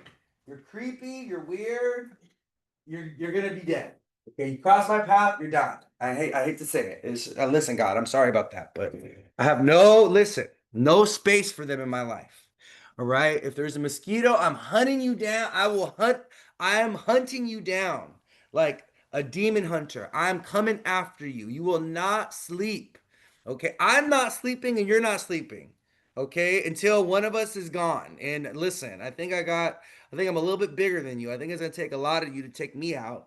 So you're gonna wish you didn't come into this house or come into my space because you will die. All right. That's how I feel about mosquitoes. Okay. I take it very personally. It's a PSA. Because listen, I used to be haunted by mosquitoes, man. Like I could not sleep. And then you're sleeping, you hear that little like, the ones that we have over here, the South Asian ones that came over here that were imported from a stock of bananas or something, like they are aggressive and they're mean and they will keep coming at you, dude. They do not stop. And they bite you like a million times. My mom is covered with them. And it could just be one or two of them not paying any rent. Yeah, yeah, they need to be listening because, yeah. But that's Mars. That's Mars, you know? Mars, those things are Mars. Any creature that bites, that draws blood, Mars rules blood, right? Anything that penetrates the skin, all right? Anything that penetrates. Penetration. That's Mars. There's certain penetration that we love, and there's other penetration that we hate. Okay. Oh, that's all Mars. That's all Mars. A man's man bits. That's all Mars. Okay. That's for you right there. You're welcome. Let's see, educating you guys. Look, you learn something new every day. Anything that penetrates, that cuts, that wounds, that digs holes. Jackhammers. Those are all Mars. That's Mars too. Jackhammers. Those are Mars. Your son's mosquito bites. Looks like he got beat up. Yep. It's a battlefield, man. Love is a battlefield. So, yeah, we got Moon Mars tomorrow. So don't wake up with no mosquito bites, okay? It's you or them. All right. One of us is walking out of here alive, okay? The moon on the nodes, karmic fated experiences, being at a crossroads, having to make important decisions that can impact future outcomes, but also just kind of like karma being distributed, like things just happening that are out of our control. We just got to know when to surrender, right? The moon's in Pisces. Pisces is the sign of surrender, compassion, forgiveness, unconditional love, dreams. We're going to be feeling a little foggy today, tomorrow, so just keep that in mind. And then on Wednesday, the moon goes into Aries on Wednesday. All right. By 10 in the morning, the moon is was sitting with Saturn and Neptune. So I will say Wednesday can be a little rough. Wednesday, Thursday can be a little rough, a little hard, only because the moon is in Aries, a sign ruled by Mars. Mars is with the South Node, right? This is also our waning cardinal square from our full moon that we had. So the moon in Aries is squaring Sun in Cancer and squaring our full moon that we had in Capricorn, right? Which would be a week now, right? So on Wednesday, when the moon goes into Aries, we had our full moon last week on Thursday. So Wednesday, Thursday of this week, this is our moon square to our full moon. So could be a lot of activity though. It could be a little tough, could be a little difficult because obviously the moon's going to hit Saturn, Neptune, right? Moon has to go through Saturn and go through Neptune before it goes into Aries. So I just want you guys to think about that, okay? Because it's a full moon in Capricorn cycle. The moon is in its detriment in Capricorn. The moon in Aries, come on, the moon in Aries squaring the full moon in Capricorn. That's the moon does not like to be in Aries or Capricorn. So so it's a little rough. We're feeling irritated, we're feeling angry, we're feeling bothered, we're feeling passionate, we're really feeling inspired though. Moon in Aries, we're feeling sexual, we're feeling, aggressive, we're feeling a desire to maybe initiate or start something or move towards something, right? Moon's gonna hit Saturn, Neptune, but then Moon squares Jupiter, right? On Wednesday. So I think it's important that we kind of really kind of gauge where we're at, and we got to understand that, there's certain structures that we are getting rid of, but we're also kind of like restructuring things. We're building towards something new, right? We're feeling a desire to initiate something or start something, Saturn in Aries, Jupiter in Cancer. But, I think we just need, this is a period of kind of like planning. This is a period of kind of like, okay, let me get all my ducks in a row. I don't know, did anybody play with Legos growing up? So, right before you built something new with Legos, I don't know what your guys' process was. I'd get the little instruction book all like laid out, and then I'd put all the pieces, I'd break all the pieces up, and I'd put them in little piles. So I knew like so that like the pieces that I was gonna need first were like prioritized and they were like all piled up. So I knew how to like build the thing with the instruction booklet. And that's where we're at right now. We're kind of in this place of like, we're not building it quite yet, but we're getting all the pieces together and we're kind of like looking at the instruction but drawing out the blueprint. That's like where we're at, right?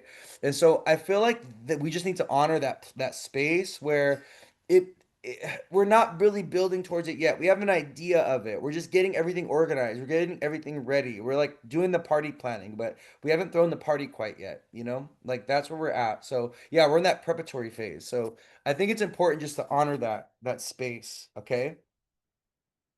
That's so intelligent. I had no order. LL just threw everything down and throw the instructions away. That's crazy. Yeah, I was at my Capricorn moon. It's like you do all the planning first, right? You lay the foundation first, get ready first before you build, right? So I just want you guys to think about that, all right? With this full moon in Capricorn cycle and this kind of period that we're in. Um, but yeah, the moon in Aries, a Wednesday. So the moon on Thursday, right? Being at the last degrees of Aries, the moon is squaring on Thursday our 18-degree full moon in Capricorn that we had. All right. So I'm looking at the moon at 17 degrees on Thursday, but the moon's going to be hitting that 18th degree on Thursday. And that's the exact square to our full moon in Capricorn. So on Thursday, right? Especially if you're a cardinal sign, because this full moon cycle that we're going through, this is for cardinal placements, Capricorn, Cancer, Aries, Libra mostly, right? Because it's squaring, it's conjoining you, right? Or opposing you by sign, that full moon that we had now a week ago or last Thursday. So, pay attention to what's going on if cardinal people, all right, in your life. Pay attention to what's shifting or changing, what this full moon in Capricorn is trying to show you about restructuring things, about releasing yourself from karmic burdens, around needing new rules, adopting new rules, letting go of rules, releasing yourself from unnecessary rules or limitations.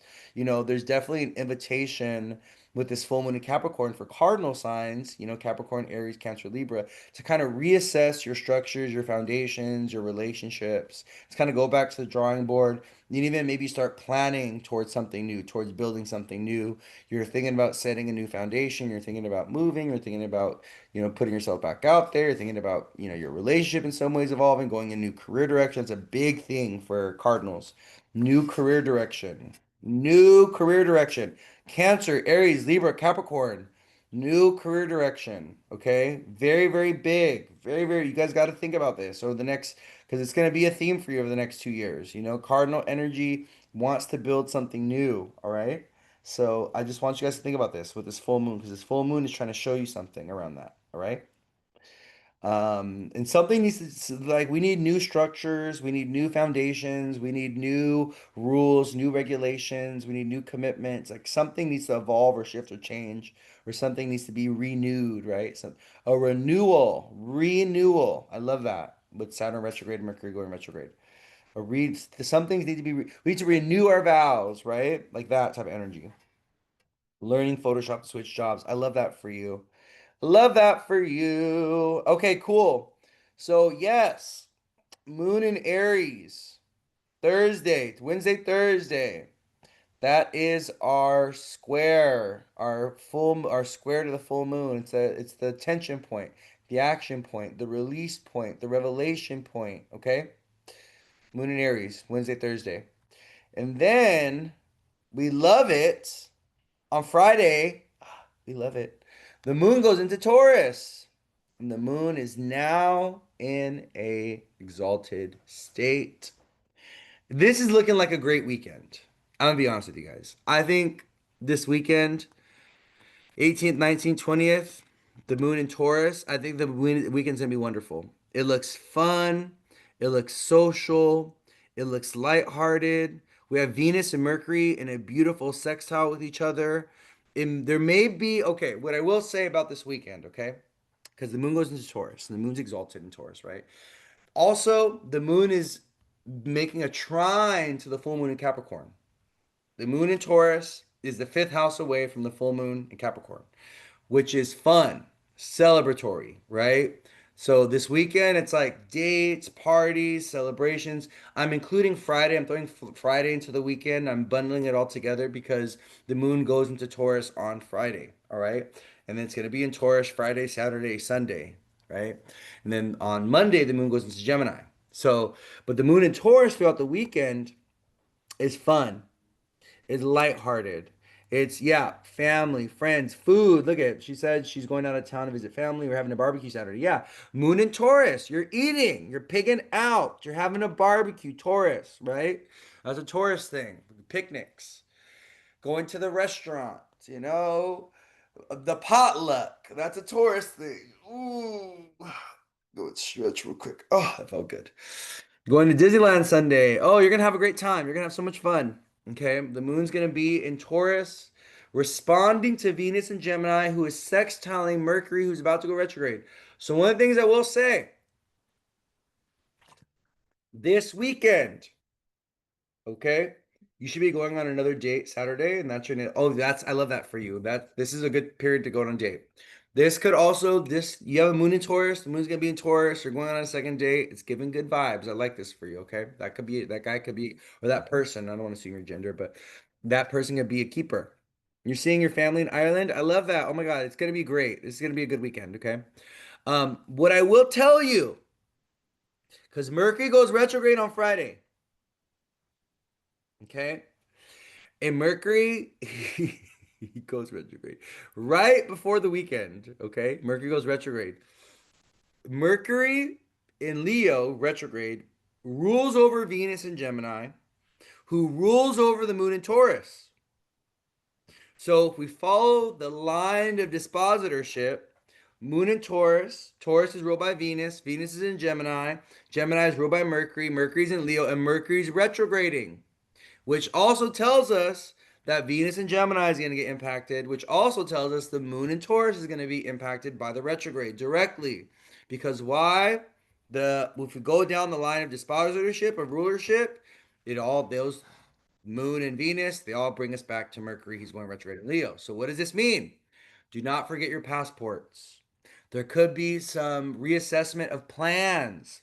There could be delays or cancellations. You could miss a flight. There could be a cousin or an aunt or an uncle who gets sick, who's not coming all of a sudden. You got to be willing to pivot. And you got to anticipate the issues that Mercury retrograde is going to bring as he literally goes retrograde on Friday before the weekend. Okay? So I need to let you know this. All right? Because this is I guarantee you he's gonna mess with some of you guys, just the way he was messing with me the last few days. Okay? He would go retrograde too. Oh my God, that's so funny. Yeah, he goes retrograde on Friday. By the end of the day on Friday.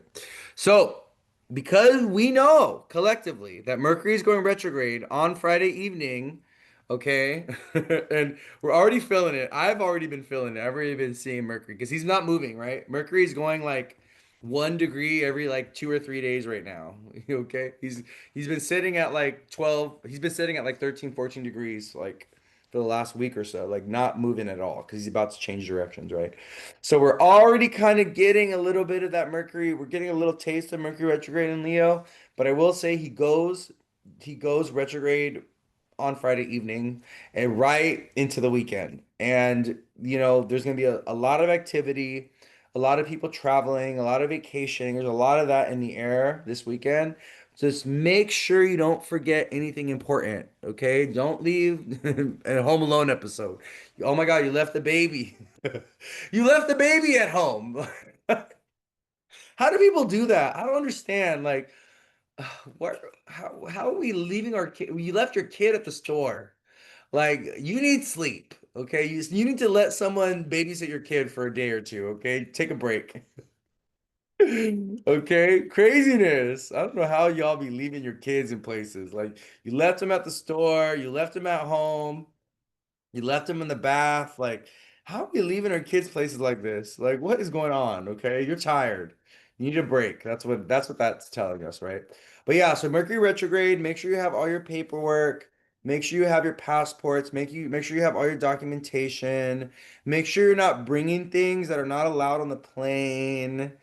She says, "Clock out for me, please." It's parent tiredness. It is, yeah. It's parental exhaustion, you know. Um because Mercury's going retrograde, all right? Also, I will tell you, you just got to expect it. Delays, cancellations with plans, us having to pivot and make some kind of, and having to be, responsive and solution oriented, okay? If something shifts or something changes, with your weekend plans and you get that information on Friday, okay? It's Mercury retrograde messing with you. You just got to pivot, all right? I will also say, because Leo is the sign connected to what? Bosses, sibling, or not siblings, my bad. Planet Mercury's siblings, okay? But Leo's a sign connected to bosses, authority figures, leaders, police officers, TSA, okay, people that have authority, managers, also your children. Leo roots are children, okay? Hold on, give you a quick second. Come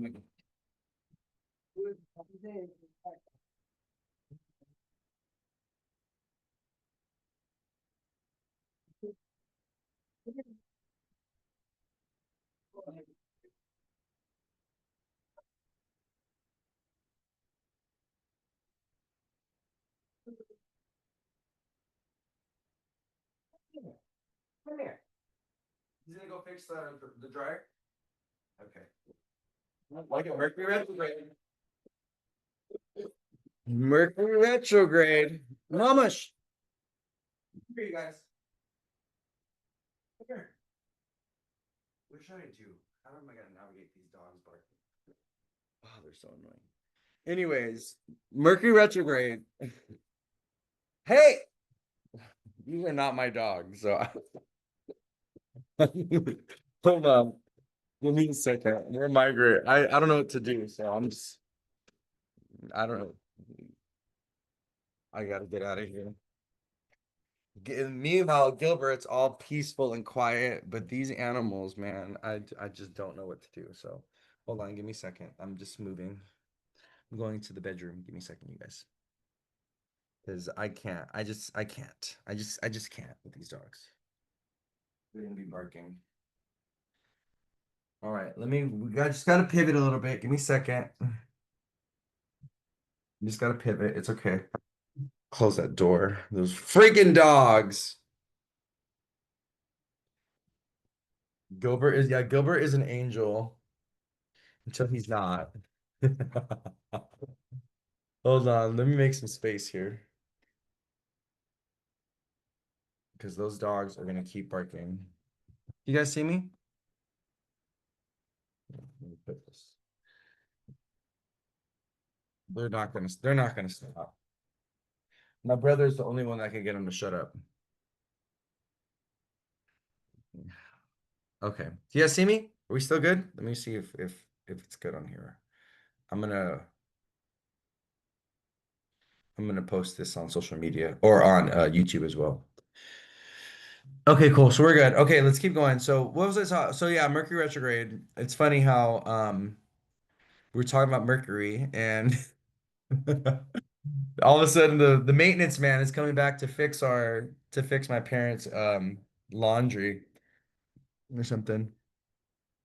Gilbert's like, look at these crazy dogs. Like, what are they doing? Oh, let me turn this off. This can be this I so someone messaged me. I had a fan going like this on a live one time, and they're like, next time can you turn the fan off? Because like this was making them nauseous. Like the fan turning was making them nauseous. So that is like a thing. Like some people do get like momentum sickness or they can get nausea from like, you know, fans and stuff like that.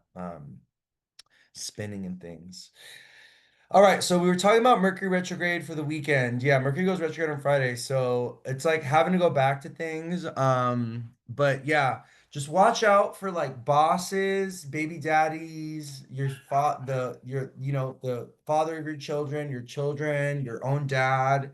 Watch out for Mercury retrograde hitting them or affecting them in some type of way, okay? This could also be interactions with authority figures that are very difficult or very hard or that are like not pleasant. So if you are someone that's traveling and you have to deal with like if authority people, you have to deal with like TSA or if you're going to court and you got to deal with the judge or things like that, like just keep in mind this Mercury going retrograde on Friday can be about some kind of like, some kind of like cancellation, some kind of delay, something like that. Can you guys hear them still? Can you guys hear the dogs? I'm gonna go put them in the backyard, actually. I'll be right back. Let me see them. Come here. Go inside, Gilbert. Go in there.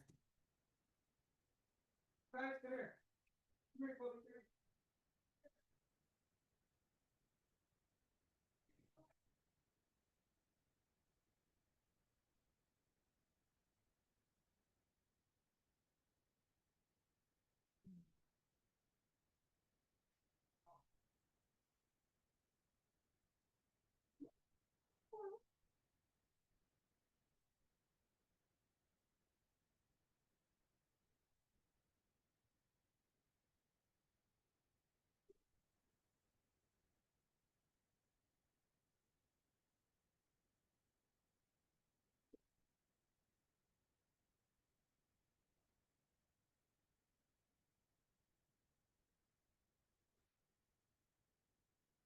All right, I'm back. Sorry about that, you guys. I just threw the dogs in the backyard because they're being a menace. He said, "Yeah, he should be sad." You see, Oh, you guys heard Gilbert? Was Gilbert crying? Yeah, I threw them in the backyard. Did you guys hear Gilbert crying? Was he crying? Oh, my little baby. I did, boo boo baby boy. Hello, little baby boy. How are you, handsome? Oh, look at my little Gilbert. You guys want to see Gilbert? Come here. Come here, bubs. Hey, say hi, Gilbert. Say hi, Bubba. Dada boo boo, dada boo, dada boo boo, dada boo. Here's little Gilbert, everybody. Mwah! Mwah! I love this little boy. All right. We'll put him back down. How are you, handsome? Hmm? All right. Let's keep going. They're like, we want to see Gilbert. What handsome? Like a boo boo. Hi, handsome boy. How are you? Hmm? Who's a baby boy? Hi, little baby boy. Hi. How you doing? Hmm? He's right. He's right here. He's got his little face. Look. Look. Oh, he just had his he was just looking at me. Okay, let's keep going. That's little Gilly Gill right there. Okay, so yeah. So if you have interactions with authority figures this weekend, Mercury's retrograde, make sure you're just kind of like, you don't want to get into any arguments or anything like that with like people that could deny you something, like people like the rule maker authority, people that have authority. You don't want you want to be very intentional with how you navigate those people this weekend because you don't want them to take away something, or you don't want them to deny you of something, or you don't want to get on their bad side and all of a sudden they like punish you or they abuse their power, you know? Saturn's retrograde in Aries, Mercury's retrograde in Leo. You know, these are like people that have anger issues, or people that can get triggered and they can use their power to punish you, or they can use their power to deny you of something. So you just want to be aware of that, okay? Especially this weekend with Mercury starting to go retrograde on Friday, all right? Going into the weekend. Because this looks like a very fun, exciting, social, interactive weekend and everything, but it also is kind of giving like it's kind of giving like cancellations, delays, setbacks, missed appointments, you know, or things suddenly shifting and changing in ways that we didn't expect. Um, I love that Mercury and Venus are sextile each other though for the weekend. But it's definitely there's definitely the Mercury retrograde is hitting Venus like directly. So back to current moment. Hold on.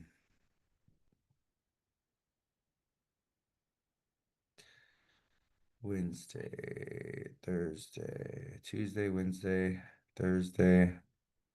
Yeah, because Venus is at 15. She goes to 15 degrees on Friday as Mercury retrogrades at 15. And 15 degrees is also a Gemini degree. So this has a lot to do with communication. This has a lot to do with Gemini things, you know, day-to-day travel, your siblings, your aunts, your uncles, you know, your small little gadgets, your phone, you know, your your watch, your laptops, your small little electronic devices. Those things could come up missing. Those things they could break, or, you know, they may need some kind of fixing or some kind of repair. They may start malfunctioning or not working, you know, something like that. So or like even like mechanical devices and stuff, you know what I mean? And we have Mars in Virgo, right? Squaring Venus. So it's kind of giving like Mars is all at 18 degrees, which is a Virgo degree. So there's a lot of Mercury, a lot of Mercury, a lot of Mercury energy with this Mercury retrograde at the beginning of this week, with Mercury retrograde as well on Friday. Venus is aspecting Mercury. Venus is in Gemini, sign ruled by Mercury. Mars at a Virgo degree, and another mercurial ruled degree. Mars, right, is responding to the Mercury retrograde in Leo because he's in Virgo, a sign ruled by Mercury, right? So there's like a lot of this energy of like we just need to fix things. We need to clear things up. We need to do our best to stay structured, stay organized, stay routine. It may be very difficult, very hard though, because Mercury retrograde is an invitation to restructure, reorganize things, you know, and we kind of shift things up a little bit to see if our routines, our, you know, structures, our foundations, to see if our day-to-day needs some kind of fixing, some kind of healing, or some kind of mending, or even, you know, something in our life or the things that we own, you know, our relationship, something, right? But there is definitely, we're being brought to the past in some type of way, or things coming back from the past, or us having to address certain things that we've overlooked. You know, so we got to go back and fix it. We got to go back and get it repaired. We got to go and pay someone to fix it or repair it in some type of way, right? But yeah, but the moon is in Taurus, which we love. I really am liking Friday because the moon is making this wonderful sextile to Jupiter in Cancer. And then the moon on Saturday is making a sextile to the sun in Cancer. So we have these beautiful moon, Jupiter, moon, sun sextiles Friday and Saturday. There is a little bit of a social justice energy in the air, though. Because we have Moon Square Pluto on Friday, Moon Square Pluto in Aquarius, and we also have the Sun, you know, going to the last degrees of Cancer, and we're about to start Leo season next week. Where did the time go? Where did Cancer season go? Like, what happened? I feel like this Cancer season just came and went.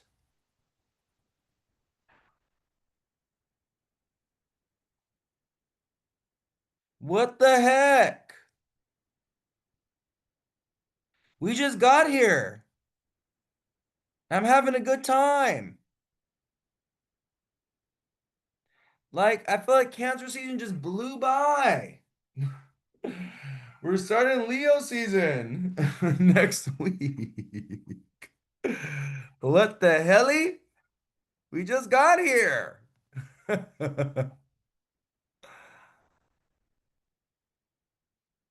Someone said none of us are fans of cancers. So our energy just moved it along. You're so funny. What the helly? So it's interesting because, right, the moon goes into Taurus on this Friday and squares Pluto and Aquarius. But what we're going to have happen right at the beginning of Leo season, which starts on the 22nd of July, the moon's going to oppose Pluto and Aquarius. Oh, I'm sorry, the sun. My bad. My apologies. Cancel clear. Correction. The sun goes into Leo, and the sun is going to oppose Pluto and Aquarius for a few days as soon as it ingresses into Leo. So this is looking like big protests. We're having this kind of theme of like protests, rebellion, people being outcasted, segments of society being bullied or picked on. That's what the Pluto and Aquarius is panning out to be. We have a few trigger points um coming, right, with that. So the first is on Friday. The moon is going to go into Taurus immediately, but it squares Pluto and Aquarius. So there's definitely a social justice energy in the air this weekend. Also, also, so on Friday, the moon's in Taurus, right? And on Saturday as well. But going into Sunday, the 20th, the moon does go into Gemini. And the moon is going to hit a conjunction with Uranus in Gemini on Sunday, right around midday. On Sunday, July 20th, this upcoming Sunday, the moon goes into Gemini and it hits a conjunction with Uranus. It's trining Pluto. It's sextiling Saturn, Neptune, and Aries. This is definitely giving some kind of rally, some kind of protest. The moon Uranus is something chaotic, something fun, something unexpected. We're doing something for the first time. We have moon Uranus in Gemini on Sunday by midday, like right around 12 p.m. The conjunction happens exact. So we're feeling very excited. We're feeling very energized. We're feeling very rebellious, maybe feeling very chaotic, maybe craving some kind of new experience, okay?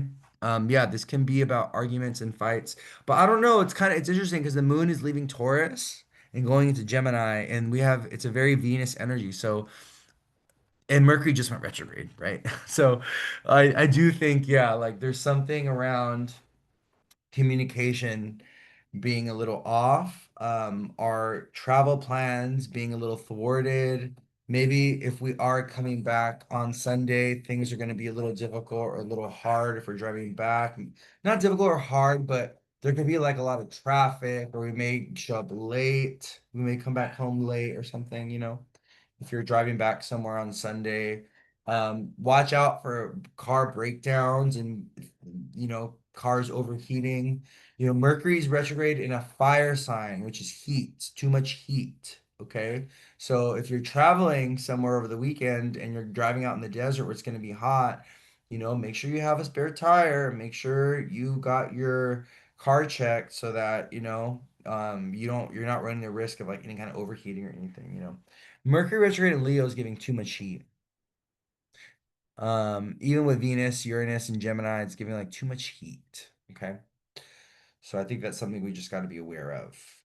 On Sunday, I don't know. This is giving like kind of car breakdowns or like things malfunctioning. Also, this could be about the internet going down or something, something weird. It's trines though, Uranus trine Pluto, Moon trine Pluto. There's not really harsh aspects being made. There's like sextiles and trines, but the energy in itself is giving very, very kind of chaotic, you know. I will say we are going to have a Sun Chiron square Friday, or I'm sorry, a Saturday the 19th. The Sun is going to square Chiron exactly, okay? So those of you with your daddy wounds, okay? You got family wounding, you got daddy wounding, you got wounding with your identity, with your children, with your creativity, with your confidence. Um, Sun in Cancer, squaring Chiron in Aries. This is giving wounding around our own authority, our own power, our emotions, our anger, how we, show up in our relationships or show up in our family. There's certain roles we don't like to play. We want to be more autonomous, be more independent. Chiron and Aries. We want to, deal with conflict in a healthy way. Chiron and Aries, squaring Sun in Cancer. Where we don't get overwhelmed with emotion. We're just arguing and fighting out of emotion. We're not really listening. There's nothing really constructive happening. So I just want you guys to be aware of the Sun square Chiron. All right. It goes exact on Sunday, I believe. I think it's Saturday. Hold on, let me see. It goes exact on Saturday. Yeah, Saturday evening. We have Sun Square Chiron. So, there's definitely some kind of woundedness but healing as well, right? Healing around the self, healing around our ability to create, our ability to shine and take up space and things like that, right? That's what Sun Square Chiron is also about. It gives us an opportunity to heal, my loves. Okay. And how are you going to know what you need to heal unless you know where the woundedness is, what is hurting, right? We can only heal after hurt, right? So sometimes the wounds get exposed to show you where you need to actively work on your healing or where the healing journey is being directed or where you're being called to heal, right? So yeah, you know, um, so the big thing with this week, right? Now that we're coming to the end here, because it's already 10:56, and we're coming to 2 hours have gone by the way. Does it feel like we've been here for 2 hours? Not really, right? It feels like I've only been here for like 30, 45 minutes, but yeah, 2 hours have gone by. Because we started this at 9. But yeah, so the big thing with the week, the big transit of the week is Mercury going retrograde on Friday. That's like the big one. Mercury goes retrograde on Friday. We just had Saturn go retrograde yesterday on Sunday, the 13th. And now that we have Saturn and Mercury going retrograde, there's this energy of we have to go backwards. We got to go inwards, backwards, inwards. Okay. With Mercury and Saturn things. Mercury and Saturn have an intimate relationship. Mercury and Saturn are friends. Mercury and Saturn, they like each other. They get along, okay? This is because they are part of the grand Earth and the grand air trine, all right? So when you start to understand the relationships that the planets have with each other. There's certain planets that do really well together or that like each other. There's other planets that do not like each other and do not do really well together, okay? Saturn and Mercury are friends. And you could always think about this from this perspective. Capricorns is ruled by Saturn, trines, harmonious relationship, harmonious aspect, Virgo. So a Saturn ruled sign, Capricorn, and Mercury ruled sign, Virgo, they have a good harmonious relationship with each other. They aspect each other by a trine on the zodiac wheel. Okay. And they are connected to the earth element, right? Mercury, Virgo, earth sign, Saturn, Capricorn, earth sign. Okay. Then Saturn rules Aquarius and Mercury rules Gemini and the air element, right? And they trine each other. Aquarius and Gemini have a 120-degree relationship from one another. They trine each other, harmonious aspect, right? But the only difference is that, Saturn, Mercury, right? Air sign, earth sign. That's the only difference.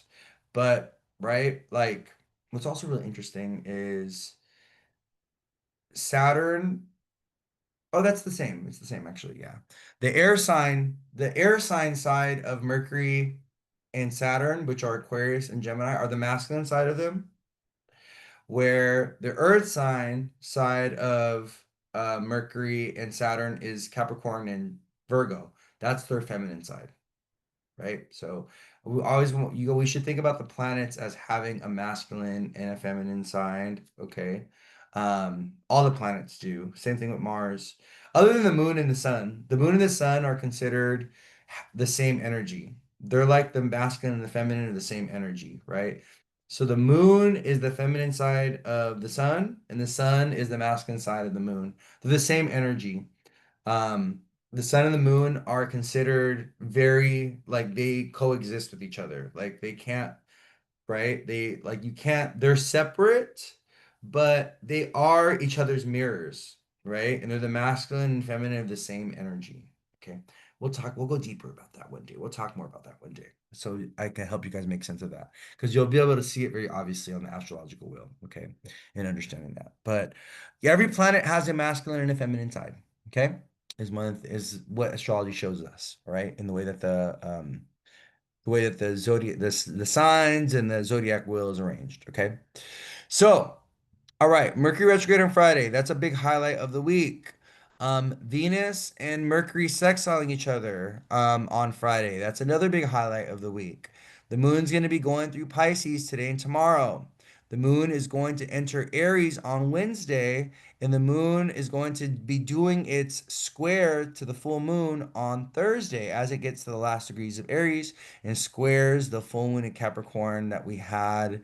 Um, what on last Thursday. All right. So, Moon in Aries, Tuesday, Wednesday, or sorry, Wednesday, Thursday, Friday, kind of important for cardinal signs. Full moon and Capricorn cycle, very important for cardinals, Aries, Capricorn, Cancer, Libra. Things shifting and changing in your life. Okay. Things ending, but things beginning, and you being in transition. That's a big theme. Right? Or the moon in Pisces. This is about, Monday, Tuesday. This is for mutable signs. Pisces, Virgo, Gemini, Sagittarius. And then the moon goes into Taurus on Friday, where it's going to be at Friday and Saturday. That's going to highlight fixed signs, Aquarius, Taurus, Scorpio, Leo. And the moon goes into Gemini on Sunday, hitting that conjunction with Uranus. All right, so that's going to be an important one as well because Sunday is looking very rebellious. I will say, this weekend, there's like a social justice energy in the air that we just got to honor. Okay. That we got to respect, we got to honor. All right, my loves, but that brings us to our 2 hours. That wraps up our week ahead forecast. We talked about Saturn retrograde in the beginning. We talked about, having to check what our relationship is with Saturn in energy in general. The Saturn retrograde being about how are we working on healing, building, releasing ourselves from structures, from rules, from fear, right? That we don't need. How do we need to adopt more discipline, become more goal oriented? We need to heal and develop a healthier, higher vibrational relationship with Saturn. That's what the Saturn retrograde is inviting us to do, right? Someone asked, thank you so much, Louie, for having this. Have a great flight. Return back to Portland. Thank you. I'm going back to Portland tonight. So I gotta pack all my ish up. Oh my gosh, I don't even know how I'm gonna squeeze everything. I got so many new things, and I do not know how I'm gonna bring it all in my luggage. Like I just don't know how I'm gonna squeeze everything in there. I'm about to fit everything in there. So glad that you took the time to take a vacation and spend some time with loved ones. Yes, thank you. I appreciate that. I needed it. Honestly, I needed a little bit of a break. I needed a break. I needed a break. I needed to spend some time with my family. And I didn't visit here. I hadn't visited my family since January, like 6 months. So, but everybody, thank you for being here. We had a lot of fun. I'm gonna go ahead and post this on YouTube as well. So if you guys would prefer to watch it, watch the playback on YouTube, you'll be able to do that by the middle of the day. All the Delulus you got. Do not forget Steph Mercury's watching. I know, right? You my little boo-boos. You guys want to see my little backpack? My little backpack? Let me show you this. This is my Le Boo backpack. I actually gave my friend one yesterday. My Labubu's. I went to the water park and I had my Labubu's and all the kids were like, "Oh my God, look at how many Labubu's that guy has!" And I was like, "Yes, you can't afford it. You can't afford it. You can't get one." Like, oh my God, I'm riding the Labubu wave. It's been really healing for my inner child, you know? This little girl was like, "Dad, I want a Labubu." I'm like, and I thought to myself, I was like, "Yeah, girl, keep that desire, okay? Good luck getting one. Good luck." I have them all. All the Labubus belong to me, and you can't have one. I'm so. I don't know. The Labubus are corrupting my character, you guys. When it comes to the Labubus, a different energy comes out of me. I don't know who that person is. Okay, but all I know is, baby, I got one and you can't have one. The Labubus. So funny. Okay, my loves. I'll see you guys around. Have a beautiful, blessed day. Good luck when your week ahead. Make it a good week, okay? No crashing and burning. Okay. If you need to crash out on somebody, that's fine. They probably deserved it. Um, Make sure you're taking care of yourself. What I will say, my last little thing is health issues are like health is like a very delicate thing right now. Watch out for food that is like unhealthy or toxic. Like if you know that you have leftovers and you left it in the car overnight and it's been sitting in the heat in 100-degree weather in your car for the last 3 or 4 hours, maybe don't eat it, okay? Like poison, toxic food, little creatures, little critters, like weird things right now with health in the body and the digestive system because of the South Node in Mars in Virgo. Okay. So if there's like weird food stuff and you're like, oh, I don't know, like you're getting your intuition telling you don't eat that, don't eat it. Okay. Don't eat it. Protect yourself. All right. Because the South Node, Mars in Virgo, health issues, digestive issues, toxic poison food, really weird stuff with food that's been going on. I had the worst stomach ache last night from food. Yeah, just really weird stuff going on with like Virgo energy. I will say, it's just my loves. It's just in the air. Jobs, people losing jobs, people getting laid off, people getting fired. But also working jobs. Working jobs that are like new, new jobs, jobs that you've never, that weird, strange, off the wall jobs. That's like a thing right now. But there's a lot of weird stuff going on with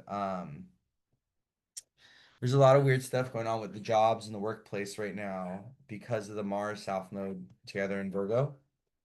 We're gonna see, more people getting laid off and stuff. It's just in the air, my loves. Louis said, "Don't get choros." Yeah. Yeah, yeah. Like cleanliness, right? Virgo wants us to be clean, wants us to be organized, wants us to wash all of our fruit before we eat it, wants us to cook things thoroughly.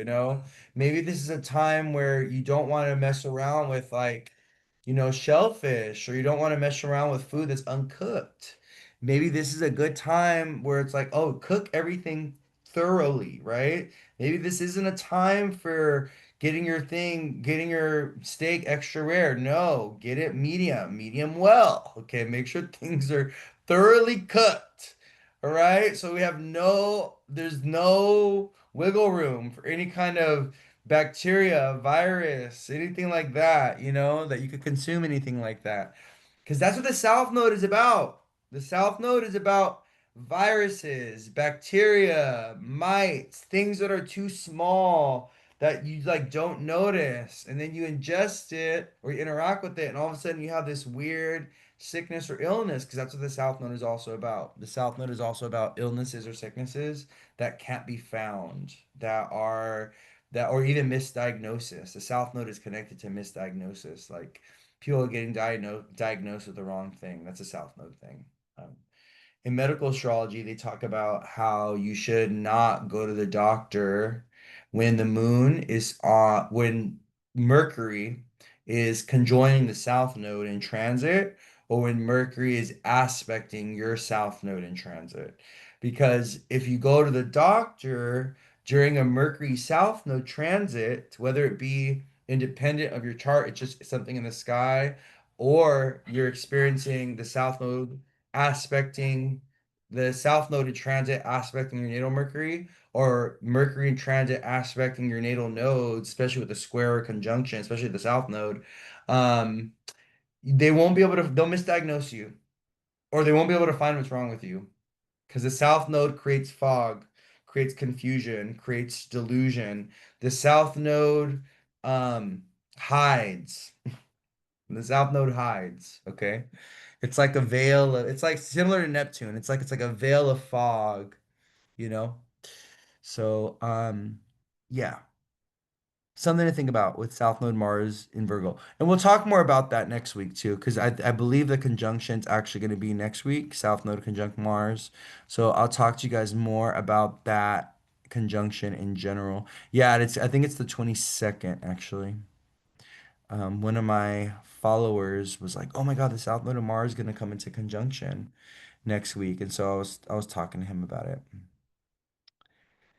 and yeah, I think it's let's see, hold on, is it Monday? It is Monday the 21st. Yeah, so it's going to be like right next week. Oh my God, it's next week. Yeah, the South Node Mars conjunction is actually happening next week. It is squaring Venus, so I think this is gonna be about lung illnesses too. Also, people losing jobs that are connected to the sign of Gemini. So, you know, trading jobs, talking jobs, drive-through jobs, convenience store jobs, publishing, communication, writing jobs, advertising, promoting jobs, part-time jobs, those type of jobs coming under attack by the South Node Mars conjunction. We'll talk more about that next week. Okay. Talk more about that next week. But I love you guys. Have a beautiful, blessed day. I'll see ya when I see ya. Um, I'm going back to Portland this evening. And yeah, I got some packing to do. Oh my God, this room is a mess. Oh Lord Jesus. All right, my loves. Well, I'll see you guys around, okay? Have a beautiful, blessed day. And yeah, I'll see you guys. Love ya. I'll give everyone the opportunity to say bye before I just like cut it off. Right.